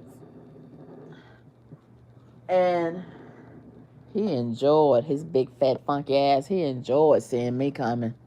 He enjoyed it. And I couldn't even look at him when I would have to go over there. I couldn't even look at him. And I think he would suggest his grandma to go to the store. Grandma, you remember you need to go and pay this bill or whatever. He wanted her out of that house so he could have me all to himself. He was so disgusting. And I never told my mother about it. And one of my neighbors, my older neighbor, he was married with children. And he was trying his best for years to try to sleep with me. Oh my God, he was always talking nasty to me. And I used to get sick of my mom. Sometimes she'd tell me to go over there and borrow this or go over there and get this or go over there and tell the neighbor this, that, and the other. Because she was friends with his wife. And I think his wife knew how whorish he was and she just tolerated it and hoped for the best. And it was so many times I could have slept with that man. Might have could have taken him away from the woman. And I think she thought I was sleeping with her husband, but I was not. And I could have, but I didn't. And he was trying his best. And I was underage, or like 15, 14 years old. And he was trying his best. He was like 40, 50 years old, okay? And he was trying his best almost every day he saw me. He was trying his best to talk nasty to me and get me to have sex with him. And I could have had sex with that man so many times. But I never did. And I never told my mother about that. And then this other older man. It was so many older men always trying to sleep with me. And sometimes I did sleep with them. And this other older man up the street where we lived, He was trying his best to sleep with me, and I was good friends with his daughter, and they was related to us. But let me tell you, a lot of these men, they don't care if you related to them. One of my dad's sons, and I didn't even find out that we was brother and sister until my dad passed, and he was trying to talk to me and holler at me after the funeral. Yes, he was serious. He was serious, and I was so disgusted. I couldn't believe it. Okay, number one, we just got through with our dad's funeral. Okay, why is that even on your mind? And it probably had been on his mind a long time before then. Okay, with somebody else that was in the family. Who knows? And he was trying to pull me over, and then he was talking to me, let me know that's what he wanted. And I couldn't believe it. I thought he was blowing his horn and pulling me over to say something important about family business, or he wanted me to come over or go find some flowers for the grave. He was trying to hook up with me. Yes. And I said, are you serious? We are brother and sister. And he was like, we ain't real brother and sister. Okay, my God. And I haven't talked to him since. Okay, that door was closed that day, and I don't want to open it ever again. I sealed it with Gorilla Glue. Okay, my God. But this neighbor up the street, he was an older man. And we all went to the same church. I was friends with his daughter for a long time. And she would never believe if I told her. And I did not even want to hurt her because she loved her dad, just like I love my mom. I would have never told her. Even now, he's died. He died about 2 or 3 years ago. I wouldn't, even now, I don't even have the heart to tell her that he was trying so hard to get in my panties. And one day, he came to our house, and I was at home by myself, laying on the couch under the blanket. I had a blanket over me. And he knocked on the door, and I told him, come in. So he came in, and he was asking for my mom, and I told him she wasn't there. And then he was asking for other people in the house, and I told him that nobody was there but me. And he was like licking his lips and rubbing his hands like Stevie J when he found that out. And he had already been trying to sleep with me and flirt with me and stuff, even though we was related and we went to the same church and all of this and all that. And his daughter and mine and me, we was the same age. He didn't give a fuck. Forgive me, Lord, for cussing. And so he kept trying his best. He came closer to me. First, he was standing over by the door in the living room, and it was a couple of feet away from me at the couch. So he came closer to me. He was talking nasty over there at the door. So then he came closer to me over at the couch, and he kept trying to pull the blanket off of me and put his hand up under there and rub on me in between my legs. And I said, no, and I kept pulling the blanket tight around me, and he kept on forcefully trying to pull it. He was strong as fuck. Forgive me, Lord, for cussing. And I meant, no, this is not gonna happen today. This is not gonna happen ever. Okay. And he was trying hard. He was trying hard, and he could have raped me. He could have raped me, but I'm so glad he didn't. And I meant I was not gonna let that happen for a lot of reasons. So I never told my mom that, but I really resent not telling her. And it was so many other scenarios similar to that. I really resent not telling her about a lot of that stuff. And now in this day, if she was still here, I would have so much to talk to her about. So much. And that really hurts. That so much will have to be unsaid. And I can only hope, as so many people say, we'll see each other next time on the other side and we'll be together again. Maybe that is true, or maybe that's just something that we say to make ourselves feel better for now. And you know, I sure miss my mom. I sure do. So if you have your mom and she's still alive, don't take her for granted. Make every moment count and make a lot of great memories so you don't resent anything when she's no longer here and she's gone. And make sure you smell your mama and she smells good. cherish how she smells. I love the way my mother smelled. I miss the way she smelled. And that smell is locked into my head forever. I love the way she smelled and how she cooked and how she talked and how she laughed and everything about her. I love, love, love my mom. I'll let you girl. Peace.